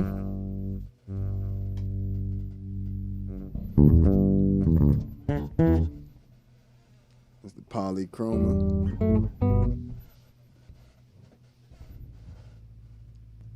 Turn that off. Let's get to these modulations. You got 1, 2, 3, 4, 5. 5 different modulations. And another thing I like is, while it may appear that, you know, the Enzo X and the Mercury X have the same things in them, they don't. Like in terms of the modulations aren't even all the same. You know what I'm saying? On here, you're getting a 78 chorus, 79 chorus, vibrato, a voice mod, tremolo, and hazy. While on the Enzo X, you're getting a chorus, flanger, vibrato, phaser, ring mod, and ring mod. So, you know, you get slightly different modulation. That's why I said between the two pedals, I don't need anything else. I also have a bit crusher on the Enzo X as well. So I don't need to have any of the other pedals that you've seen before, like in terms of modulations and delays and reverbs. These two units cover all of that stuff. And they not only cover it, they cover it extremely well and give me really nice big chorus and just modulation sounds, massive reverbs. You get a stereo delay in here, you know, because who's to say I won't get a LVX? But, you know, I'm just saying, if I don't want to have to add a LVX and I still want to have delay and stuff, I can come over to the ambience on the Enzo X and turn it on echo. Matter of fact, I created a patch like this already. Where is it?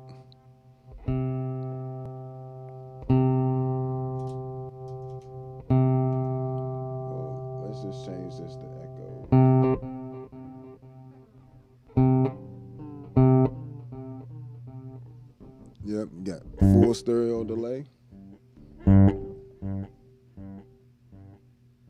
You can change that feedback to 100.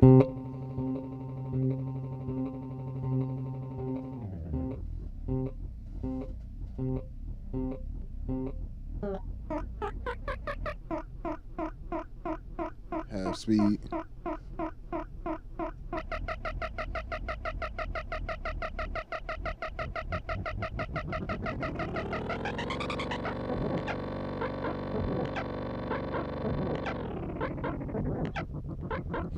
Like, come on now, that's insane.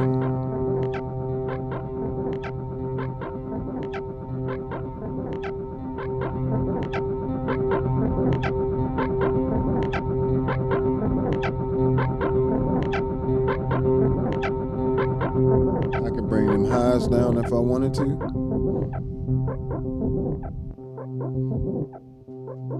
I can bring down the lows.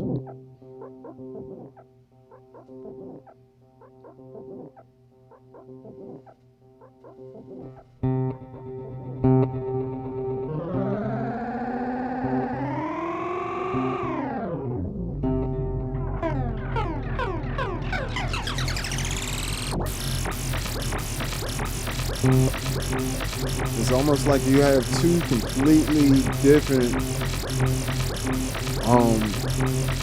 delay pedals going, like completely independent of each other. You throw that into some any one of the settings on here, like you just pick one.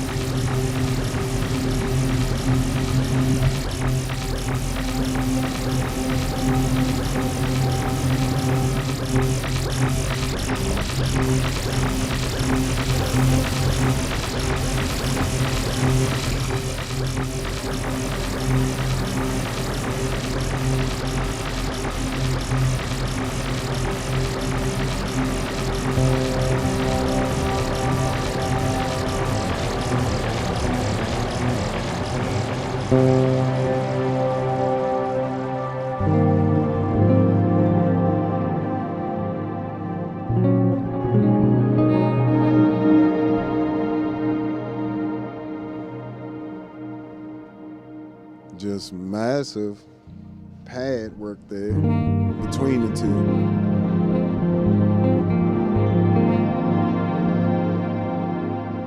Then you add in something like the POG 3 and let it do. Mind you, I could do this with the Enzo X by itself. You know, just add an octaver and then the freeze function. The Mercury X also has a freeze function as well. So that's pretty cool. You know, you got tons of options with this type of pedal. Again, you won't be disappointed getting you a Mercury X.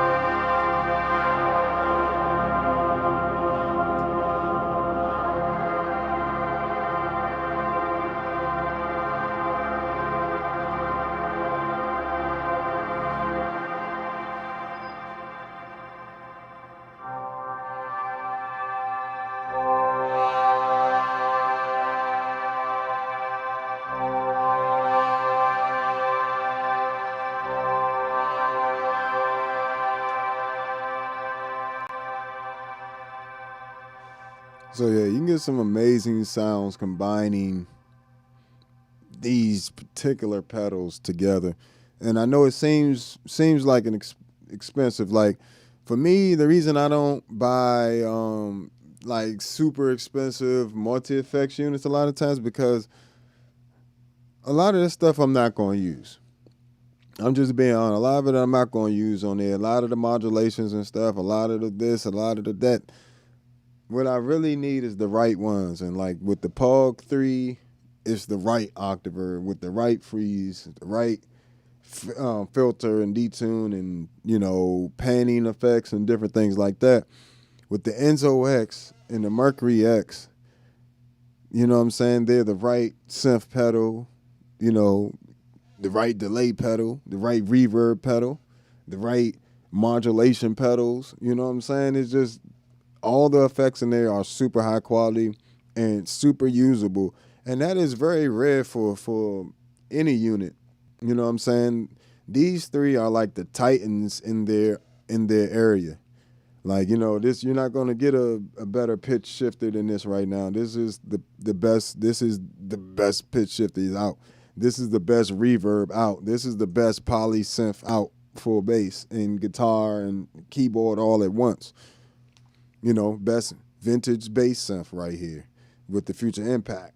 You know, best, I guess, creative synth pedal in terms of what you can do and the ease of use and just get into some dope sounds. MXR is crazy too. So, I mean, feel free to check all these out, but definitely check out that Mercury X for sure. It is one. It's going to take your production game to another level too. Let's just talk about that. The fact that I can just, even if I turn the other effects on, I just do. That is really hard to beat.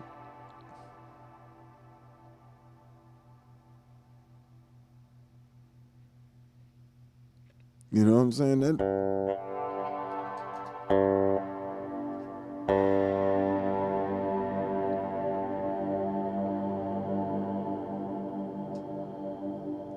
That is beautiful. Spring. You get the Moog style filter. You know what I'm saying? And I can say that I have some of the best filter options on here. These synth pedals be some of the best filters that you can get your hands on. Like the ones in the Future Impact are Future Impact, this one, and they give you a variety of filters in all of these pedals. So like the Future Impact, the Pog 3, Enzo X, and the Mercury X. I think there's 3 different ones in here in each one. Let me see exactly which ones they have. I know they have the ladder and the ladder, the state variable, and this one, ooh, that's crazy. All I did was turn on the parametric filter. That's crazy.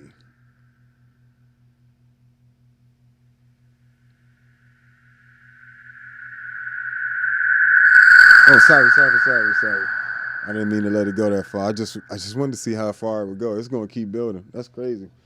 And in the Enzo X, you have the ladder, the state variable, and the twin filter. So you have like the baseballs type filter in there. So yeah, definitely check all this stuff out, man.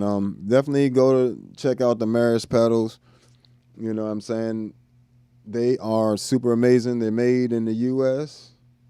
You know what I'm saying? Like, well, the companies in the U.S. out in California.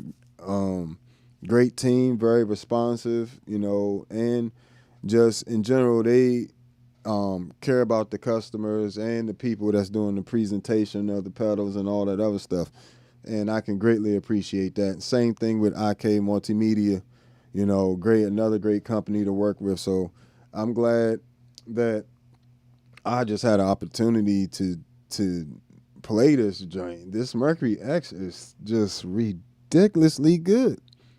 The sound quality, the stereo imaging, everything about it is just perfect for any situation, any reverb and situation you're going to run into, along with the ability to be a preamp and have compressor and limiter and the modulations and stuff. So definitely check it out when you get a chance. It's worth it. You know what I'm saying? Put it on your layaway list.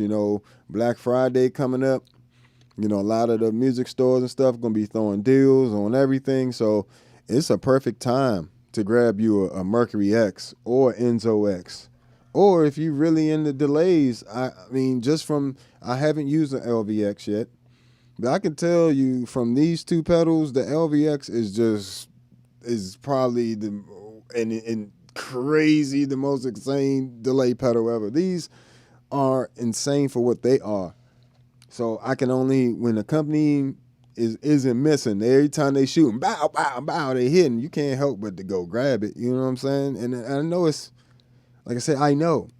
But instead of buying 5 reverb pedals or getting reverb pedals that aren't going to sound as good as these, like none of the pedals that these replace are even anywhere near as good as the Mercury X. Like that's why the HX1's gone, the Plethora X1 is gone, the MS-60 CDR Plus is gone, and it's all been replaced by the Mercury X. So I can definitely say that those pedals are good, and if you are just starting in the reverb game or in the ambient game, an MS-70 CDR Plus is fine. It's still an amazing pedal. Gets you all types of delays, modulations, and reverbs and stuff. But when you're ready to step up to the big boys, when you're ready to be the pro, when you're ready to stand out and just be really noticed, or if you really want to give your audience an immersive experience, the Mercury X is a huge help with that. And of course you still got to play it. It's like any other pedal, but the Mercury X is like, it sounds like heaven. Like the first thing I noticed when I turned on, what was it, preset 3?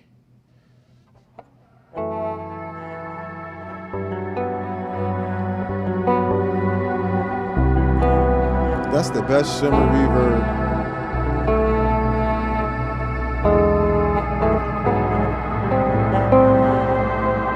And say I wanted to move with me a little more, I can always just come in here, do a little bit of editing. All I needed to do is move a little bit faster, so it takes some of that decay off.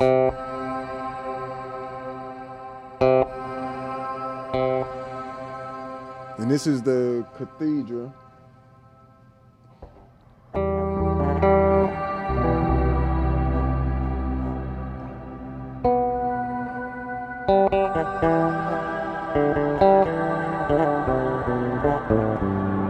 If I wanted to fade in, I can just come over to Dynamics,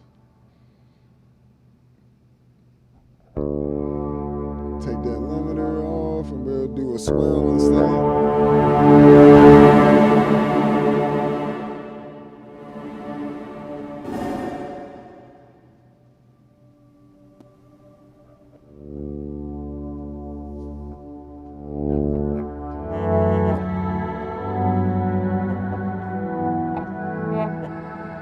If I want to add some pitch, it's already, yep.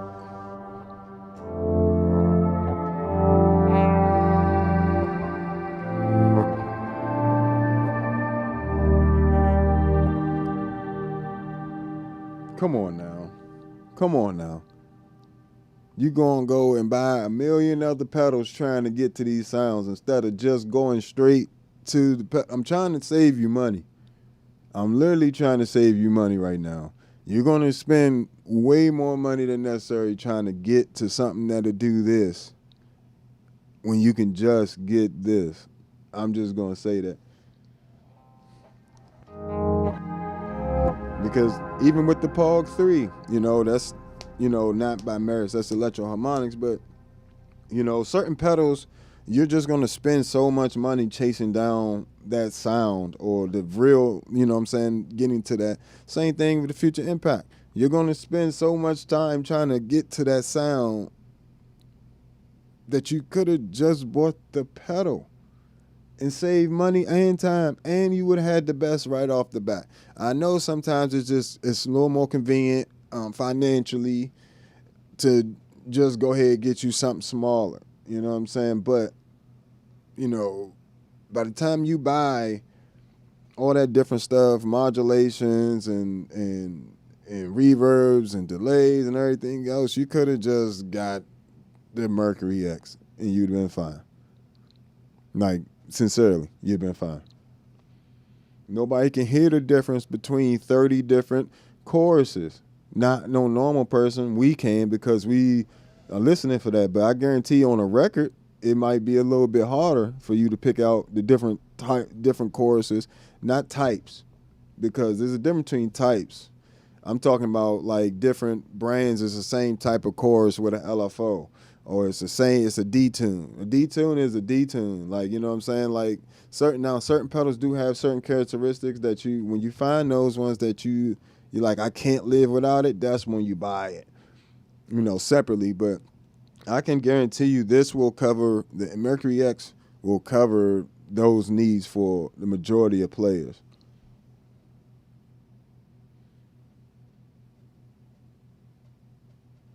Have a good one. Thanks for hanging out with me. You know what I'm saying? I definitely appreciate you.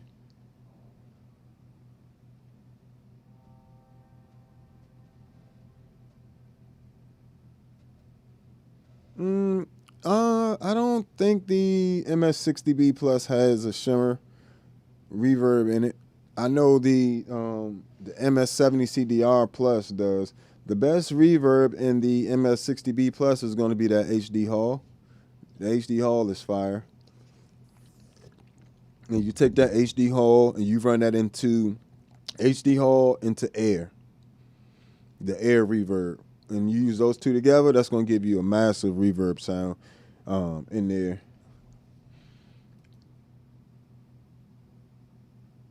Extension to, yep.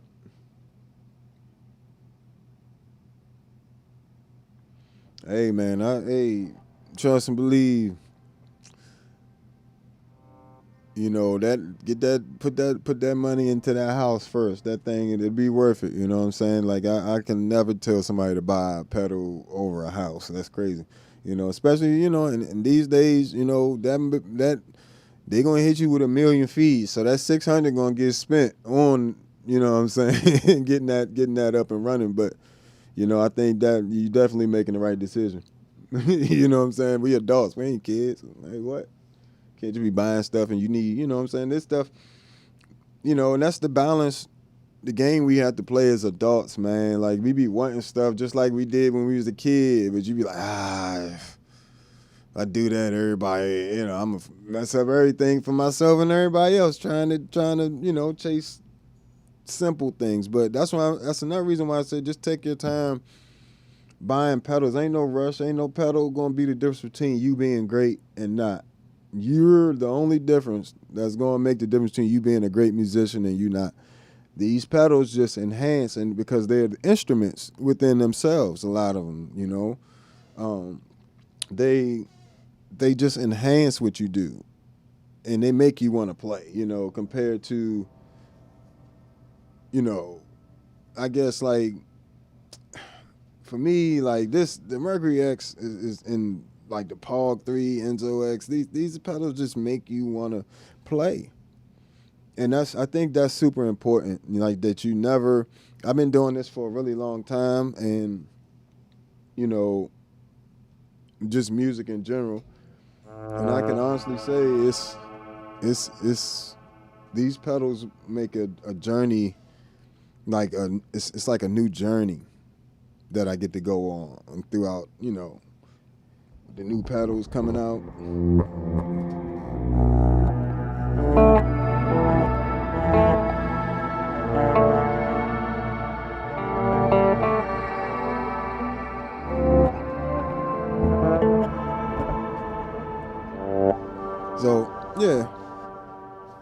when you get a chance, if you haven't already, check out the Meris Series X pedals, the Mercury X, the Enzo X, and the LVX.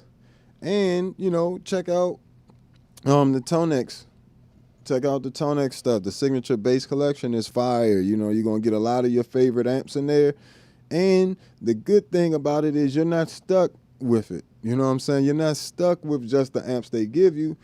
You can always add your own. You can create your own tone models. You can download my tone models and presets from Patreon. You know what I'm saying? So the ToneX and ToneX Series pedal software rather are just the best amp models I've played. And I would say I'll add this. It's you can use the ToneX as a complete bass rig by itself. Most of my bass gigs or rehearsals and stuff like that, I just take a ToneX one. I just grab it off the board and go. And that's all I need. You know what I'm saying? And it could be any distortion pedal you need. It can be any preamp you need, any EQ you need. It can be all of that stuff.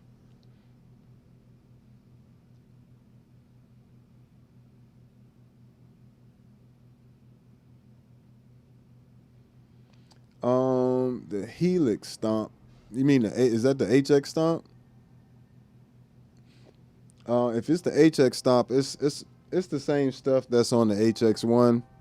So I never got a HX Stomp, but I do have I'm actually selling my HX1. I was just saying, it's not the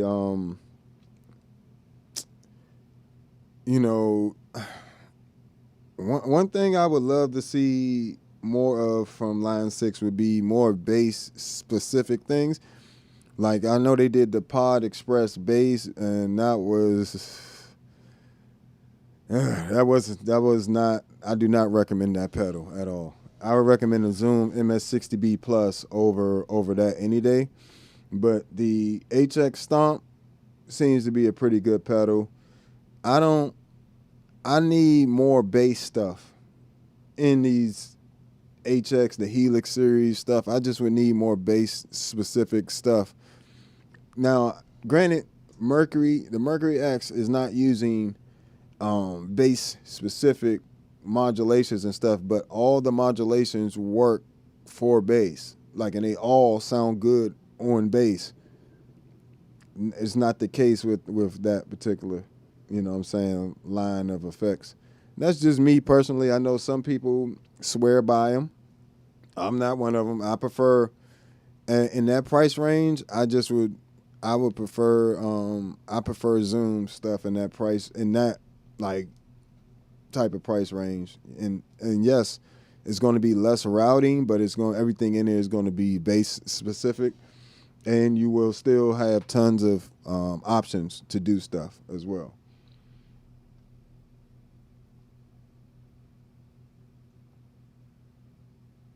Yeah, ain't no shimmer in there. I don't believe so. Not in the MS-60B Plus, but the MS-70 CDR Plus does have one. It is not as good as the one in the Plethora X1 or the HX1, but it is in there.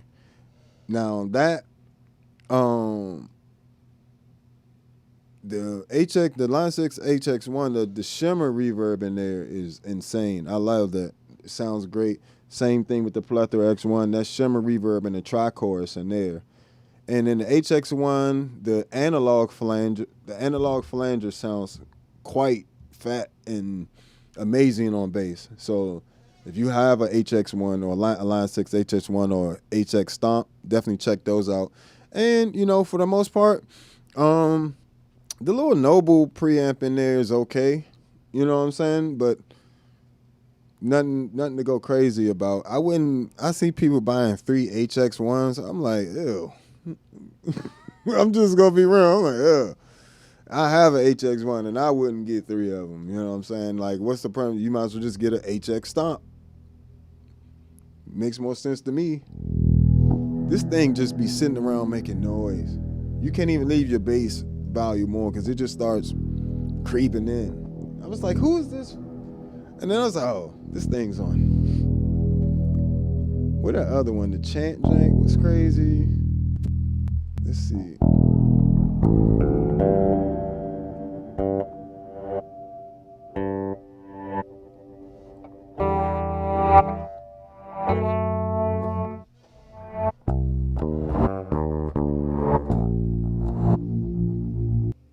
Just sick.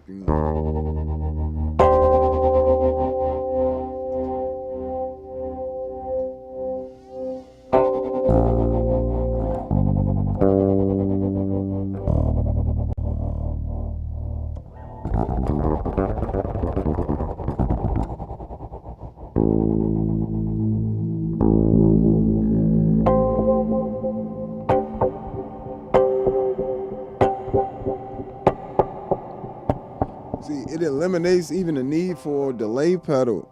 That's the crazy part. This is all just the Mercury X.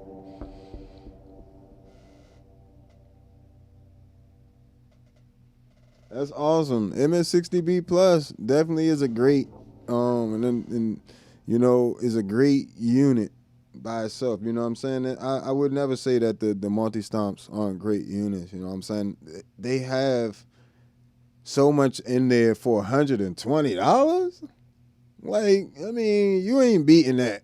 I mean, you're just not. And it's stereo. And you can, you know what I'm saying, have a wet signal coming out the left side and a dry signal coming out the right. You know, it's 6 effects at a time. It's all bass effects that sound really good. Even the distortions, like, I don't like the distortions in the HX1. I like the octavers. The octaver is the one octaver in there I like, but the MS-60B Plus definitely like can be your standalone pedal. And if you want to use the preamps by themselves without the cabinet sound, you just go, when you select the amp model, you go and you just turn the cab off. And just turn the cab off, and then bam, you can use it as a preamp for your amps and stuff as well. So, and I love the 1073 pre. The 1073 pre on the Zoom stuff is crazy. It's even better on the Zoom B6 because, you know, it's just a higher sample rate. But the Zoom B6 joint is fire too.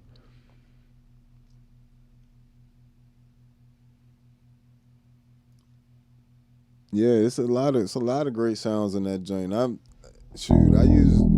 still have my Zoom B6. I use my Zoom B6 when I'm doing musicals and I need to leave, or I need somewhere I can pedal I can leave and have set up and ready to go when I come in. When I'm doing musicals for 2 months, I don't want to leave like this pedal board here. I want to leave something like a Zoom B6, you know what I'm saying? And that way I have all the effects, I have everything for the show right there, and I can just click, click, click, and it's a little faster when it comes to that. And I won't be, at a musical or something, I won't be using none of these, reverbs and POG 3 and, I might use the Future Impact V4 VIP depending on what show it is. If I need synthesizer, bass synth stuff, but for the most part, I'm not gonna be doing like pads and all that at a musical. So, a lot of times I like to just have something I can just take and leave that'll be, got a built-in DI box and everything else. The Zoom B6 definitely comes in handy. And for lessons. I teach lessons as well, so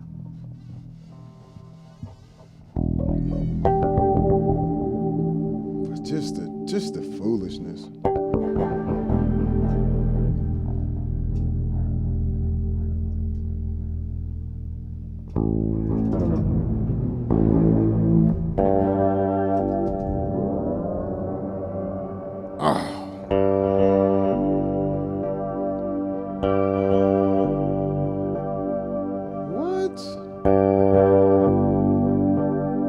What is that? Is that just the Mercury X?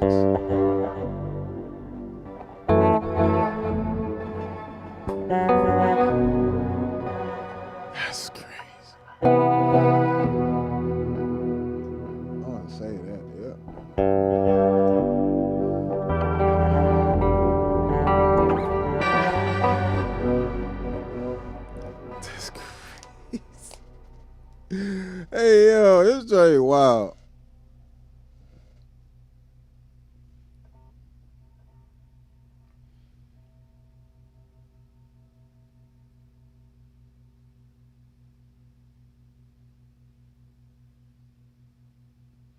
No, it's other than nothing is similar to the Mercury X. This there's no reverb pedal out right now that's going to do everything that the Mercury X does it at the level it does it at. Like this is a studio quality, you know, this could be a rack unit. This could literally be a studio piece of gear that you use as a hardware plug-in. That's how good this is. The high it's everything sounds like everything seems the same until you start to hear. You have to hear the quality versus something else. Like and you got to hear it almost like back to back, because sometimes, like with something like a reverb or a delay, you thinking it's all the same. It's because it's reverb and a delay. It can't be that much different. Yes, it can. Oh, yes, it can, and it can have a different space, like how it surrounds you. It just some of them sound smaller.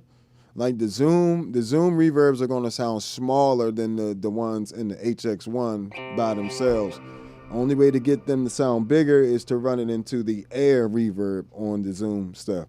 So there's that's something you can't tell watching each individual pedals videos, but if you watch in a video where where it compares them, you'll hear the difference in reverbs and the qualities. Like you'll really start to hear little nuances in it. Like this is insane.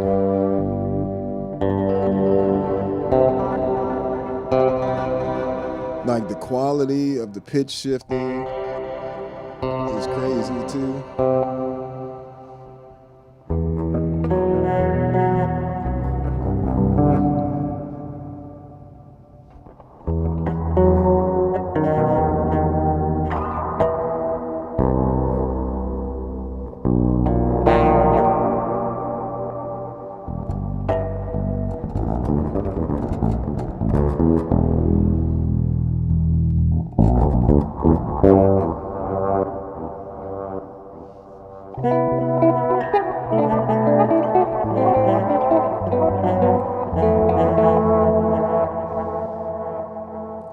Quality is insane, yo.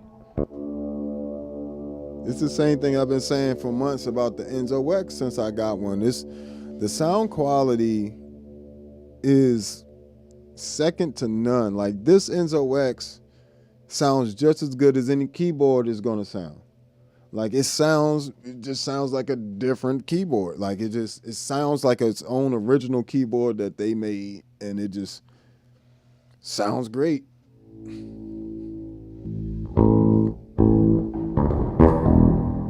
Just that.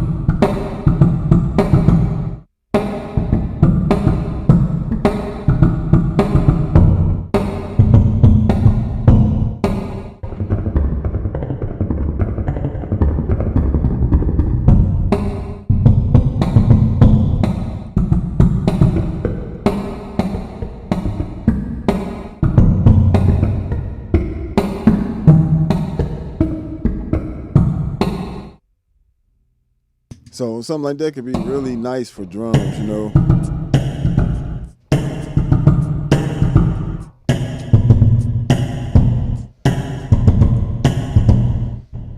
And just like as like a second type of thing, underlying type of effect. You'd be surprised.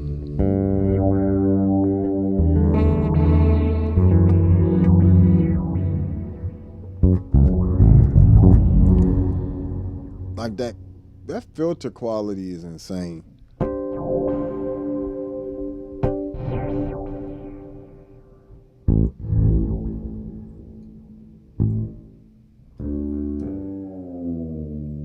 That's crazy.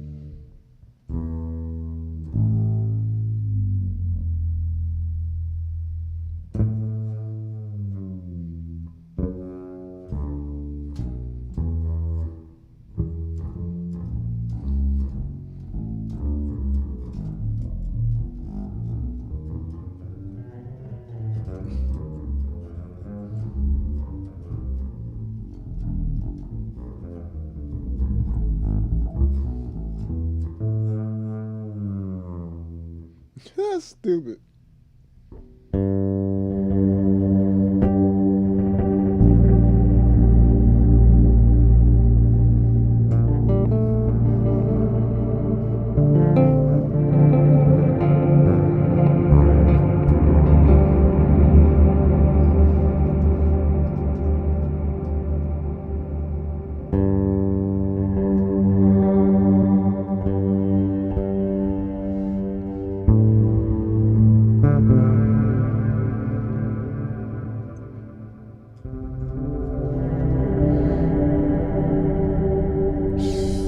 Just beautiful.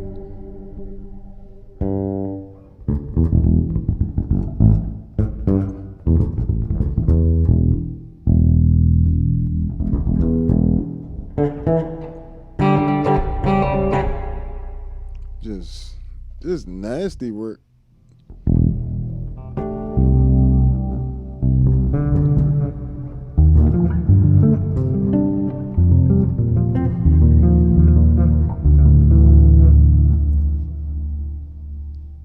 It's just pure insanity. Reverb pedal's not supposed to be this interesting. Like, that's the crazy part.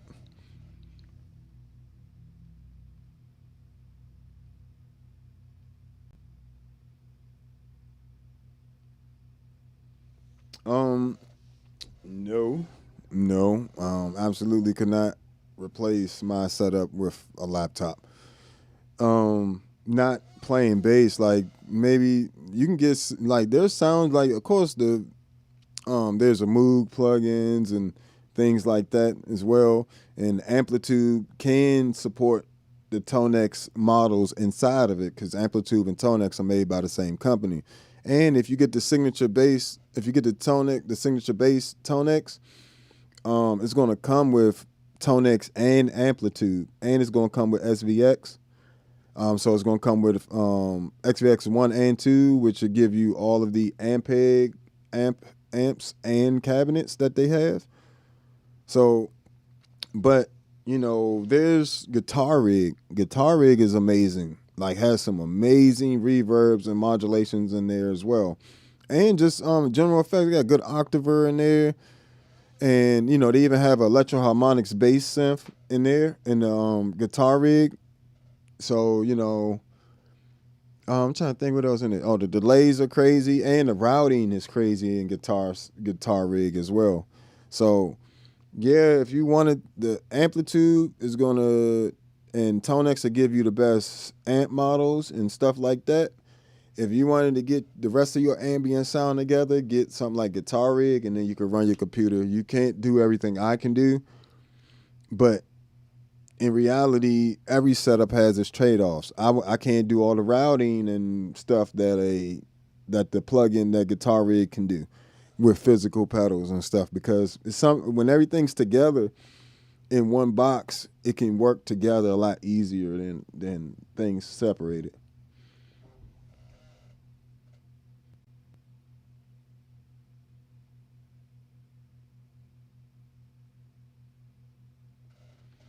No, you wouldn't need Wi-Fi Live. Once you download the plugins, they're downloaded and you just use them. Especially if you're using like if you get Main Stage is like a live version of Logic. You can run all your plugins in Main Stage in live. You know what I'm saying? You just need to watch your buffer size and You also need to extensively test it, so you know when you're pushing your system too much and when it'll crash, and if you're using too many of this, too many of that, rada. So you can technically get a lot of stuff with plugins, but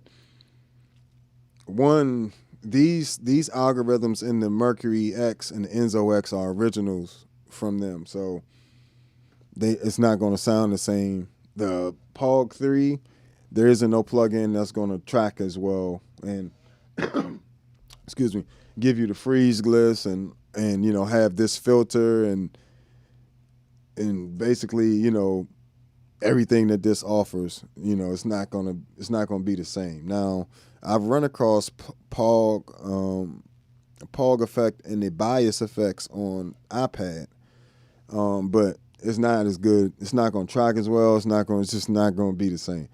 You're not gonna find none of the bass synths that allows you to play them with your bass, like the Future Impact or the MXR bass synth.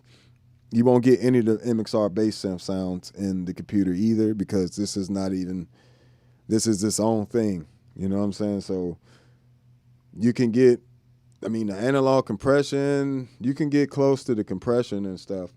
And like I said, you can get the ToneX, and you can actually get my preamps and stuff, so you can get that part of my sound. But to get all of it, nah, it ain't gonna happen. I ain't gonna lie to you. But you get that ToneX 1 signature bass collection pedal, and it'll come with all that extra stuff, all the amplitude ToneX stuff. So you'll have a bunch of amp models, unlimited amp models, and then just get Guitar Rig and run it. And you don't need if you're using MainStage, Pro Tools, you always need the internet. Logic, you don't need the internet at all. Logic and MainStage, both made by Apple. So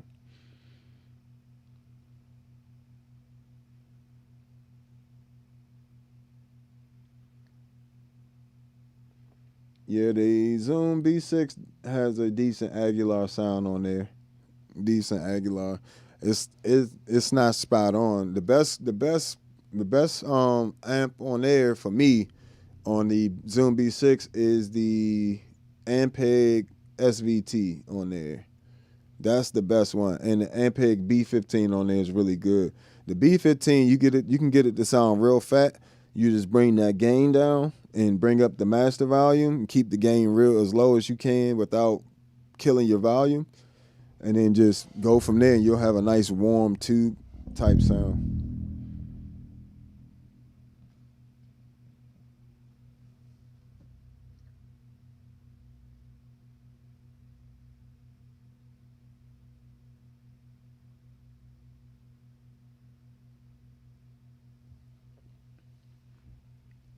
Well, if they're electronic drummers, then they are, they're not able to get the same sound as they get with an acoustic kit, as acoustic drum set. So it's just different. The electronic drums are just samples, so it's just like you can just change the samples. So it's a little different than these. These aren't samples. This is an actual synthesizer with oscillators, and so are these two. And this is an actual octave pedal that does as many things in the world as possible.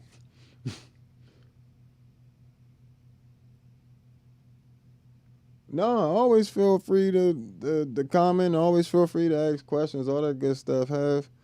We here to have a conversation. This ain't, what I'm saying? That's what it's all about. I never want people to feel like they, we just talking. You know what I'm saying?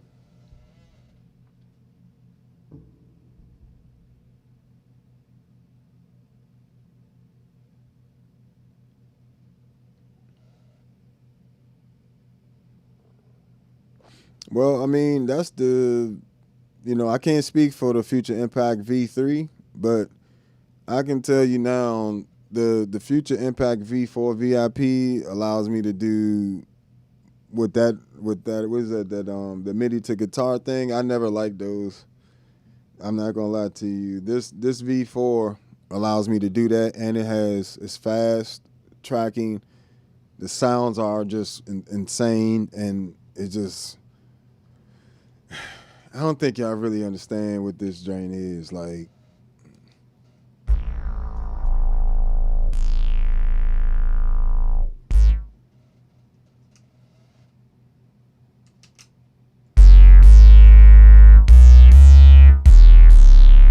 And I can take that and I can double it up if I wanted to with another synth. So not only do I have a killer internal synthesizer with the Future Impact V4 VIP, I can play that sound simultaneously, layer it with another keyboard sound, bass synth sound if I wanted to, or lead sound or piano sound or whatever. And it's still in pedal form. I still don't have to use a computer. You know what I'm saying? I would literally have to bring a whole laptop to do something I can do with something that fits in the palm of my hand. That doesn't really make sense for me. You know what I'm saying? Plus, my computer is way more fragile. Like, you know what I'm saying? Like, your computer fall off the stand, it's done. Future Impact is made out of metal. It got a few plastic knobs here, these four. But it's meant to be stepped on. Your computer's not meant to be stepped on. Just anything meant to be stepped on is going to be a little bit more rigid. You know what I'm saying? So that's also one of the added benefits. Plus, you know what I'm saying, the Future Impact, you're getting 4 oscillators with any combination of the 3 waveforms available. You're getting like 6 different filters in there. Like you're getting the 24 dB, the 12 dB, and then you're getting the variations of all those. And then you got the band, the dual bands, twin filter type thing. Plus distortion, overdrive. You know, you could do fold over distortion with it too. So it's like a real synth. It's a real synth. It's definitely a real synth. Just foolishness. What? Just foolishness on this joint.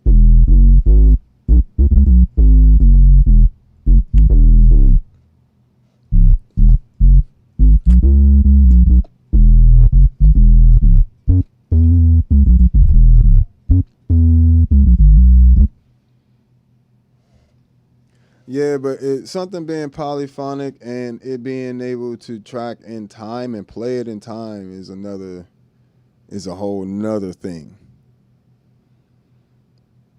And you still need it, you know what I'm saying? You still don't have everything you need within that. Like you still don't have the sounds. Right? Like you still, that's how you gonna get to the sounds. Then you gotta buy another plug-in. Then you're gonna need to do this and then that. You're just gonna end up spending more money, and then you still gotta carry your laptop. You know what I'm saying? So that's what you want. That works for you.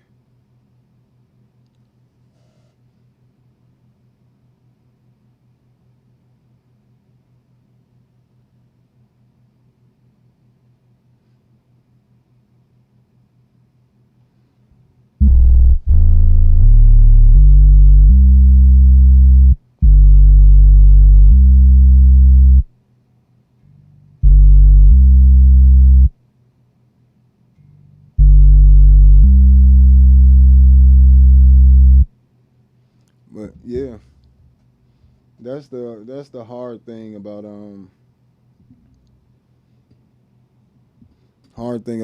effects and different things like that. You know, definitely, he's all trial and error. You know.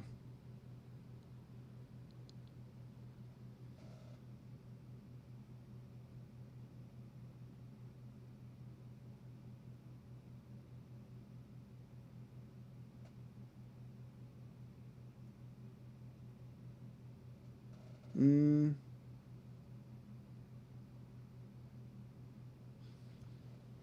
Well, it's not really that. For me, the computer latency I don't like when it comes to audio. That's what I mostly don't like. Yes, you can get the latency down, but I just find that pedals just work better. Like they optimize. Like for instance, ToneX on the computer, technically. So these ToneX pedals are running at 24-bit, 192 kilohertz, and they have virtually no latency compared to you running your computer.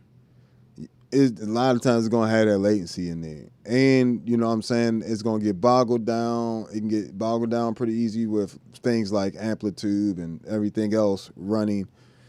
So that's why I use effects pedals.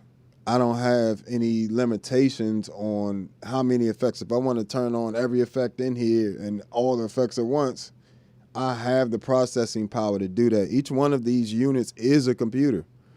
This is a computer, a computer, a computer, a computer, a computer. Literally, only thing up here that's not a computer is the Empress compressor, and that's analog.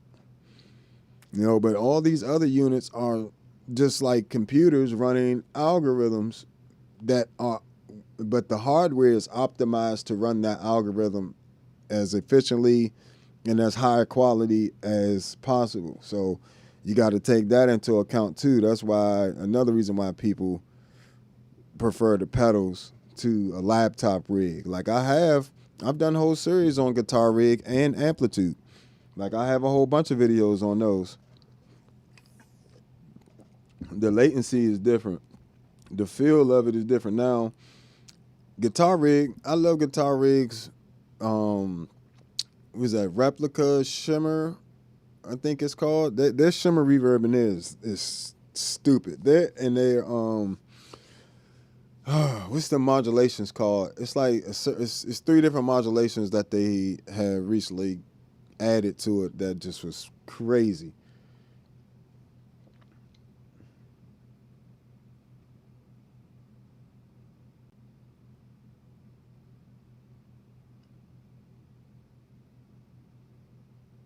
Yeah, only time I prefer to use the effects in the laptop would be, I guess for me, like when I'm recording, um, you know, sometimes you don't always want to print the exact preamp sound. You want to be able to play around with it, and I found like ToneX amplitude are perfect for that.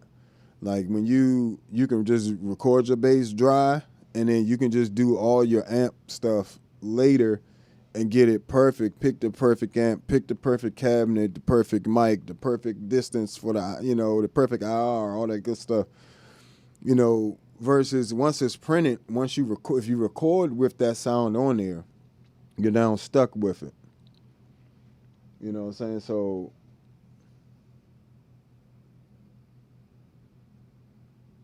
that's the key to like the having them as plugins. You know what I'm saying? Even with Guitar Rig, if I wanted to, excuse me, play something and create my pads later, Guitar Rig allows me to do that. You know, and not only that, but it allows me to change the pad.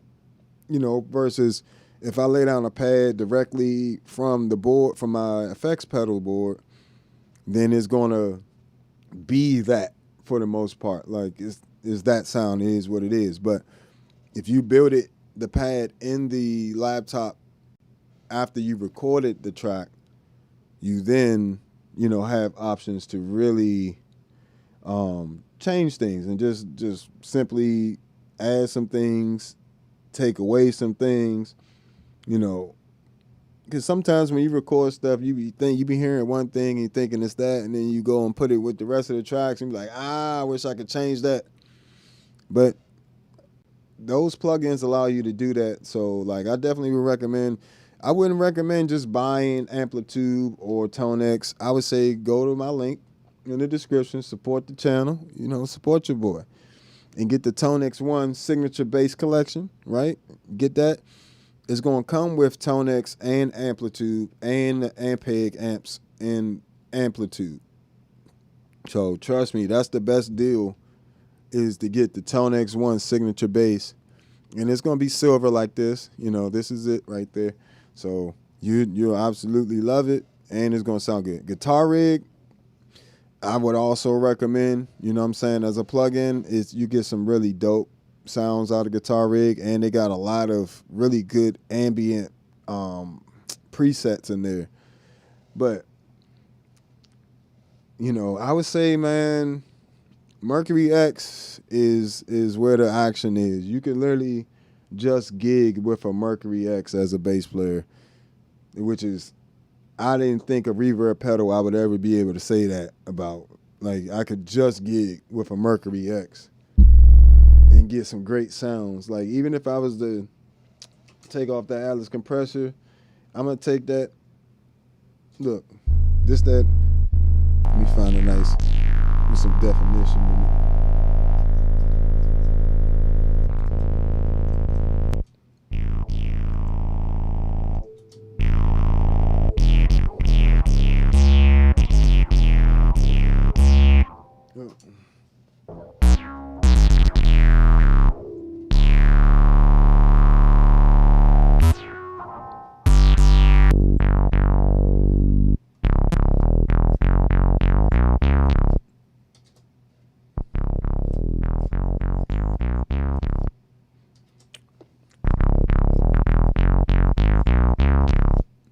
So it just adds, you know what I'm saying, a little compression, a little preamp, and it's got the sauce. So, you know, I know, and I know again, that's a lot of money for a reverb pedal, but it's not just a reverb pedal. It's a reverb pedal, modulation, pitch shifting, you know what I'm saying, preamps, limiter, swell, you know, it can,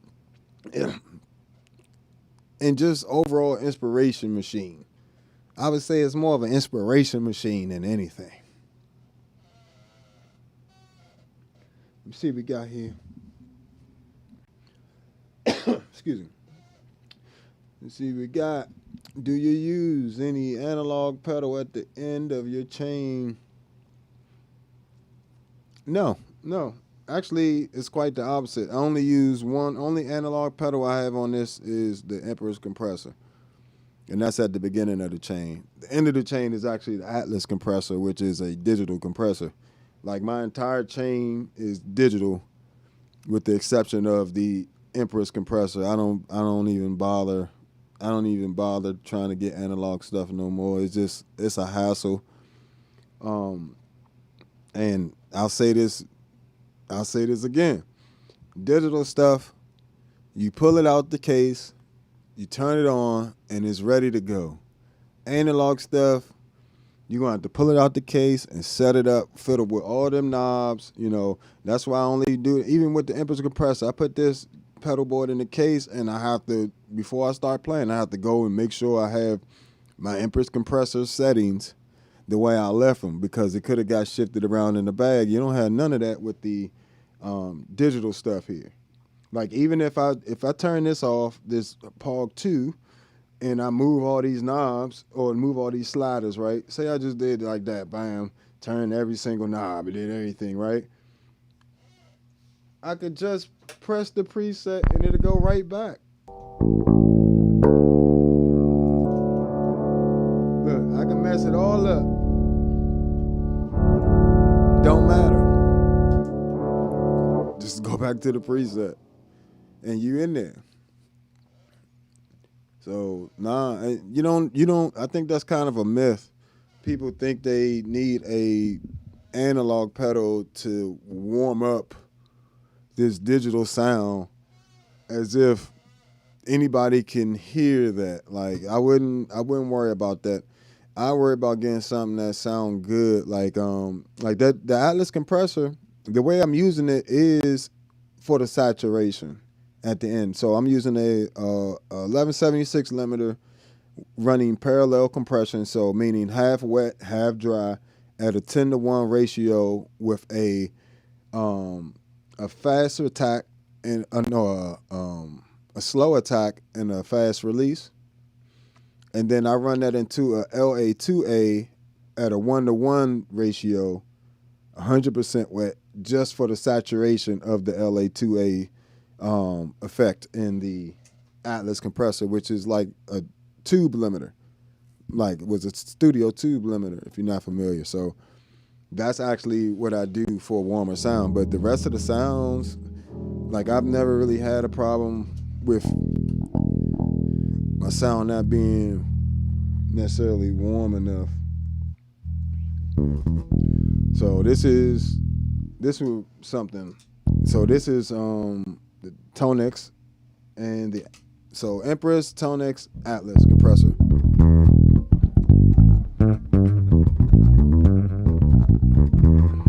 You don't need nothing to warm that up.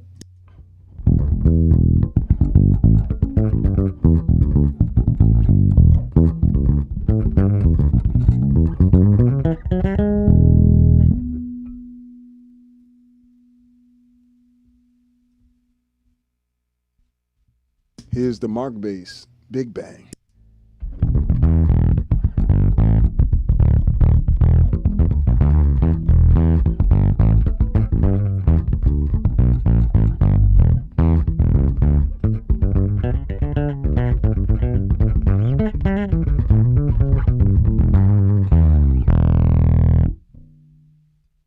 So yeah, you can.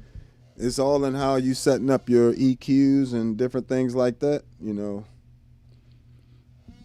And think about this. These days,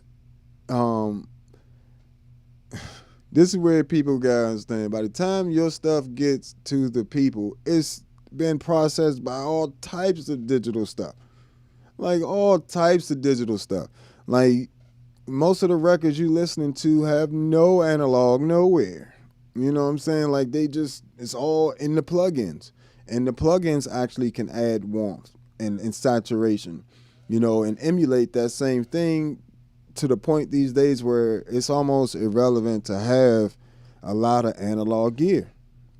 A lot of it just simply isn't worth the hassle to use. You know what I'm saying? Like it sounds good. You know, like I have a color box. I'm a color box V2.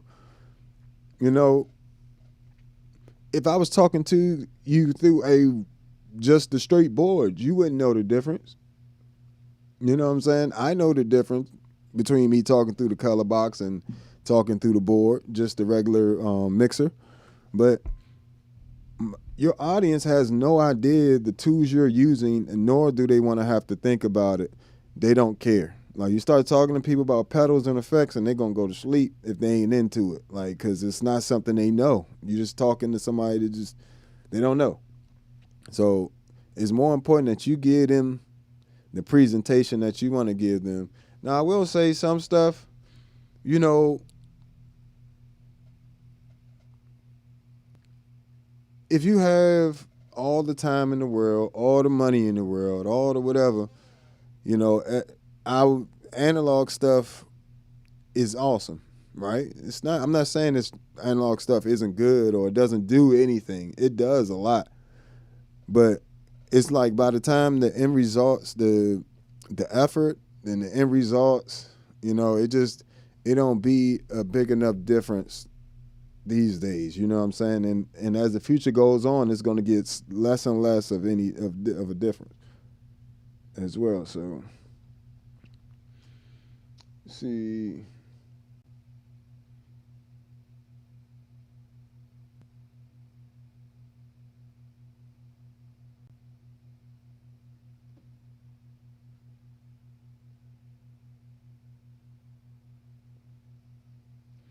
Yeah, I mean, not really.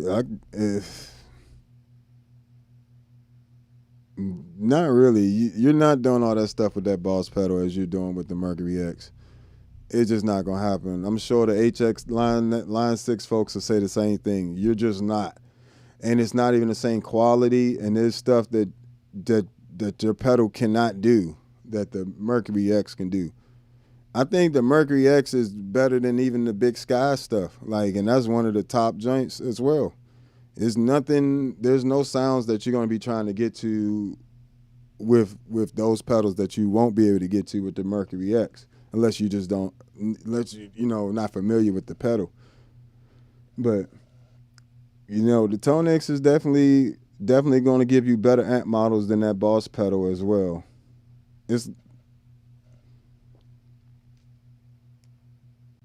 You know, trust and believe.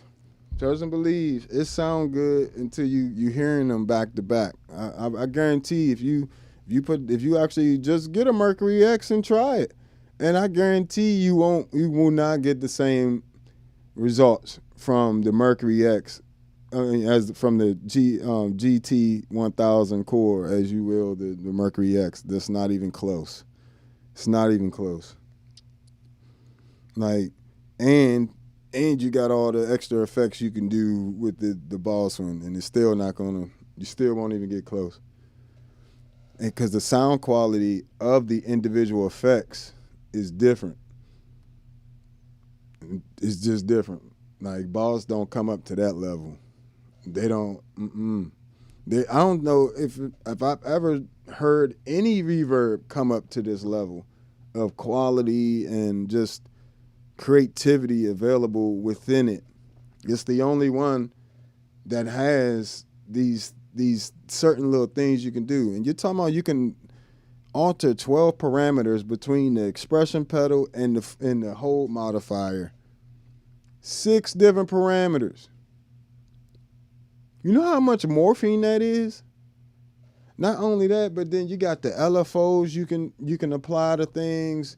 You got just incredible modulations. The filters are top notch. You know what I'm saying? That thing wouldn't stand a chance in a reverb battle. I don't think no unit out right now stands a chance in a standalone reverb battle with the Mercury X. Like,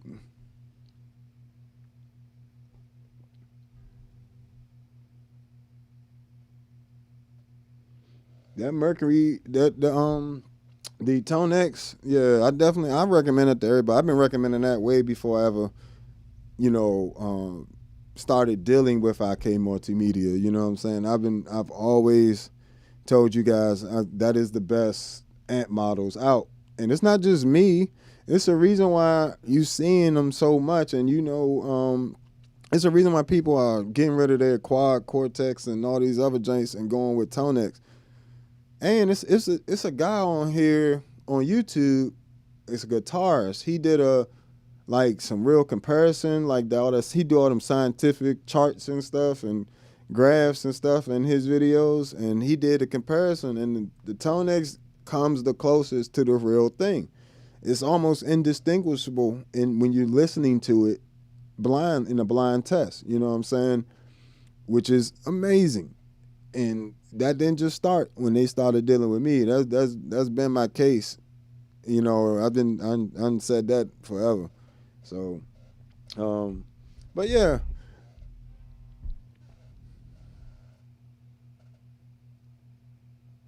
Yeah, and it saves space. It does. Like, the reason why I look like I got so much extra space is because I got the ToneX ones on here, and they don't really get in the way at all.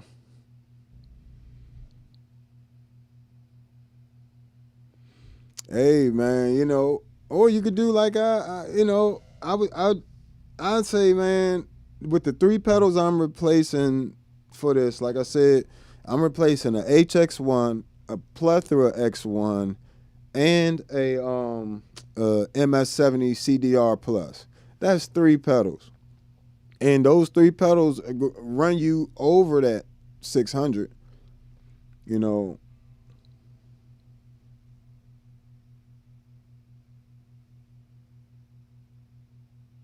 Yeah, I believe that's his name, Leo. Yeah, Leo Gibson. Yeah, I believe that's his name. He does some really good comparison videos on amp modelers and stuff like that and multi effects units. So he's another channel I would recommend. If you are into effects and you really want to see those comparisons and real, all that scientific stuff. I ain't fixing to do all them charts. I ain't lie to you. I ain't doing all that. But, I will. I do always do comparisons. So I think what I'll try to do before I get rid of those pedals is just go ahead and do an actual shootout and just the hard part is they not even in the same league. You know, most multi-effects pedals are going to have reverbs and stuff on them, but they are not even in the same league. But I would recommend I would say the Mercury X can replace at least 3 to 4 pedals for you, at least. You know what I'm saying? It could be I think I'm having a hard time deciding which one I like more, the filters in the Future Impact, the Pog, or the Mercury X. Or in Enzo X, they have the same. Well, they just got one different filter. Just got a twin filter, like the baseballs. But this one has with the second filter. What's that other filter name? Oh, it's got a parametric filter as well. So fully customizable. You know, with the Enzo X, you got a full ADSR with the filter and envelope follower, so got options on options on options, and they're all high quality, extremely high quality. So, and it's all in one unit. It can be combined into some crazy sounds. You know what I'm saying? You're just not gonna beat it. You're not gonna beat this in the reverbs, and you're not gonna beat this as a polyphonic stuff, like as a pedal. You know what I'm saying? Like, you're just not gonna beat it. So that's my spiel for the day, I guess. But yeah, so this is my new pedalboard, guys. You know what I'm saying? And you'll be hearing a lot more of this. You know what I'm saying? The sounds from this board.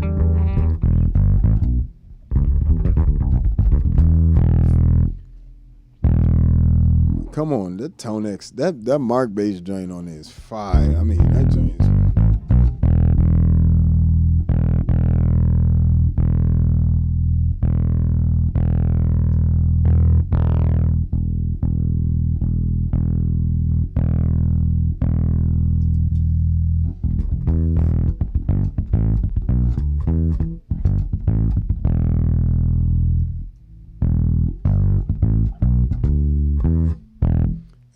It's just funky. It's just funky. Let's give it a little more volume there.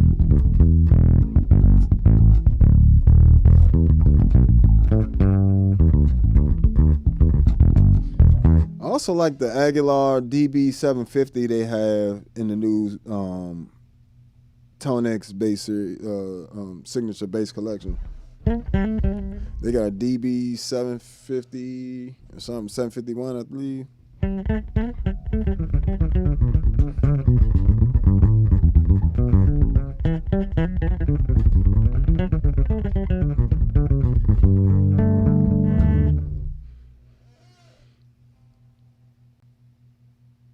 Oh, thank you. I appreciate that. Yeah, he's definitely Leo is a thorough. I mean, he's thoroughbred with that joint. Like it's not easy. It's not easy to produce YouTube videos the way he does it, and it takes a lot of time. Like, you know, so he puts it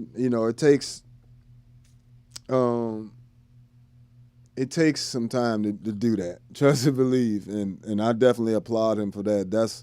So, you know, I definitely appreciate you saying that. You know, I appreciate, you know, the compliment coming this way, because he's a monster with the reviews and stuff. It's certain people with certain things are hard to beat, boy. I'm trying to tell you, it's just hard to even be on the same level in terms of the detail into what they do. So, you know, shout out to him. You know, Leo Gibson. You know, great YouTuber.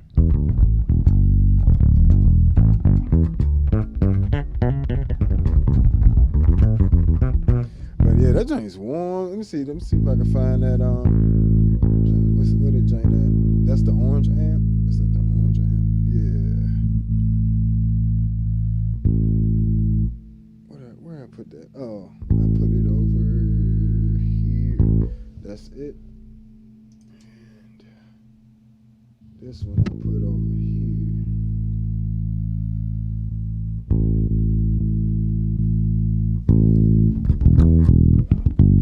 It's that Aguilar DB750.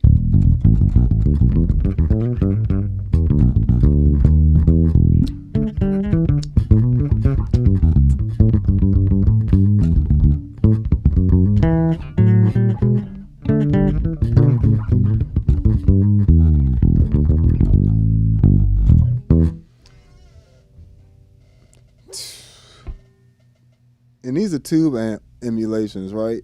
They sound so authentic.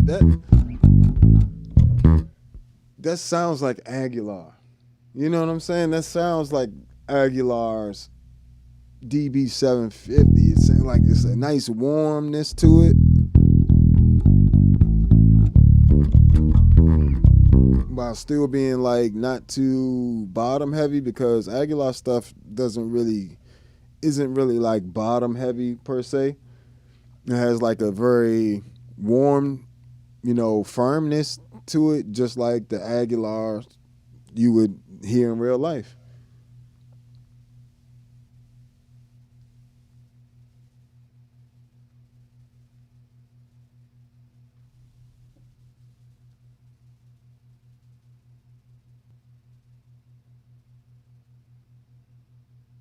No, that compliment you getting there.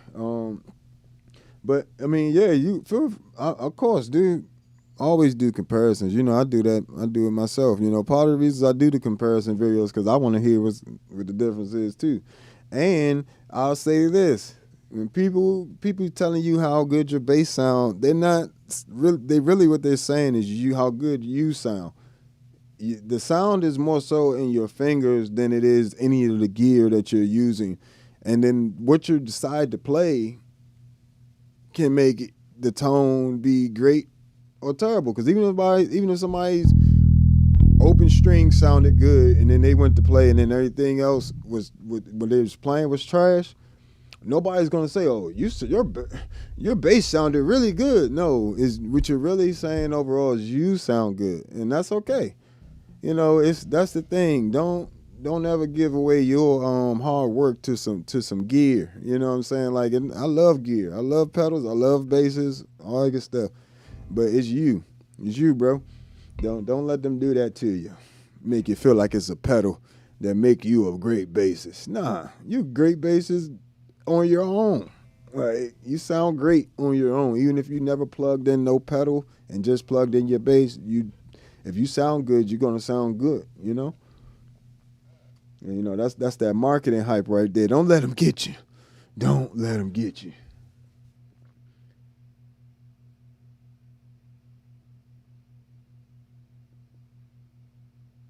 Yeah,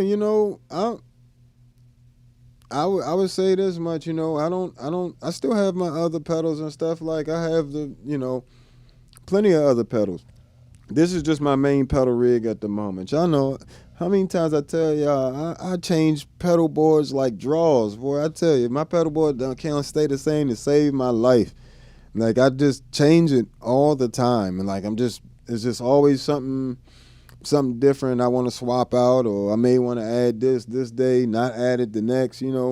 So don't feel like, you know what I'm saying, just because you get something new, everything else ain't trash. You know what I'm saying? If you got sounds, this is the way I determine if I need to keep a piece of gear personally.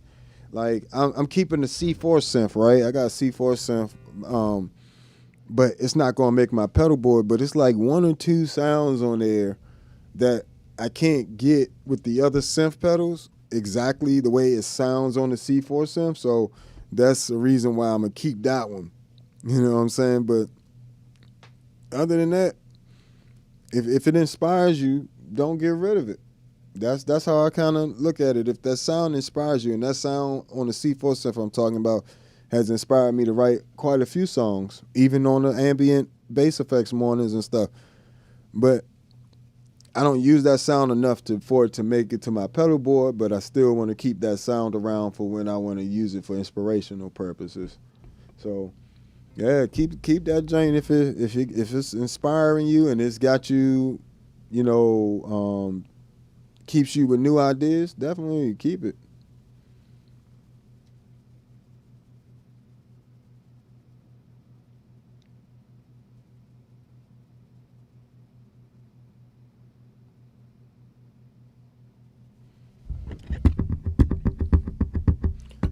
Yeah, with the double thumb and stuff.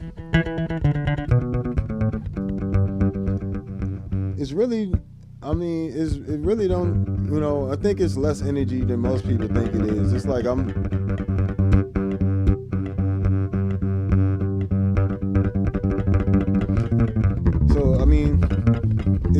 doing it slowly and all on one string. I'm doing this to a metronome. Triplet, triplet, triplet, triplet. 1, 2, 3. That's how slow your metronomes be going. 3, 4. 1, 2, 3, 4. Right? And then eventually you'll be able to speed it up. But you gotta let your hands figure out the proper motion to do it.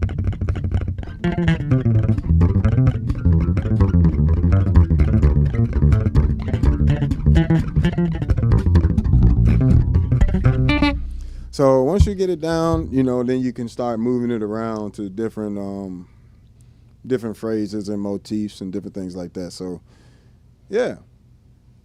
But dang, been on this joint for 3 hours and 20 minutes. Y'all done got me today. But yeah, so any technique you want to learn, any song you want to learn, whether it be a written piece or especially written pieces. Let's just start there. Especially sheet music. Just play it really slow. Like, play it really slowly. You can literally, everything in the world is a million times easier when you play it super slow. Like, if you can't play it slow, you can't play it fast. And that's just the rule of thumb I would live by when it comes to any technique. Can't do it slow, you can't do it fast. If you could think you're doing it fast and then you go to do it slow and it all falls apart, that means you really weren't doing it in the first place. Just not to burst your bubble, but it means you weren't really doing it. So slow it down and you'll get it. I'm sure you'll have it. But yeah, that's all I'm gonna do for today, guys. The Meris X pedals, series pedals, is just insanity.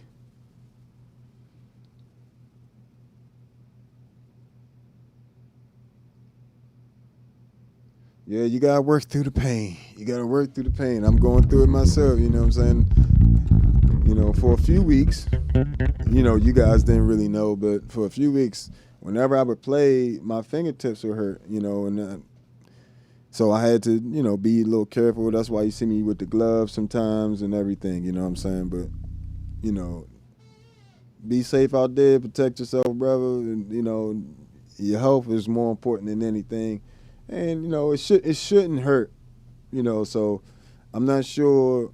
I'm doing bass videos, technique videos, and bass lesson videos anyway, so stay tuned for that, and I can hopefully help you have a chance to correct that. And I will be offering once a month video lessons on the Patreon soon, so stay tuned for that as well. But if you haven't already, hit that like button.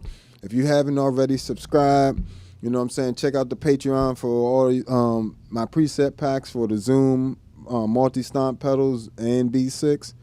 C4 synth, Future Impact V4, Enzo X, the ToneX packs on there as well. What else we got? Got a lot of preset packs on there. Just go there and check it out. You know what I'm saying? But also, if you want to support the channel every month, definitely go to the Patreon. You won't be disappointed. Okay. I'll catch you guys later. Thanks for hanging out with me. Means the world to me. You guys are awesome.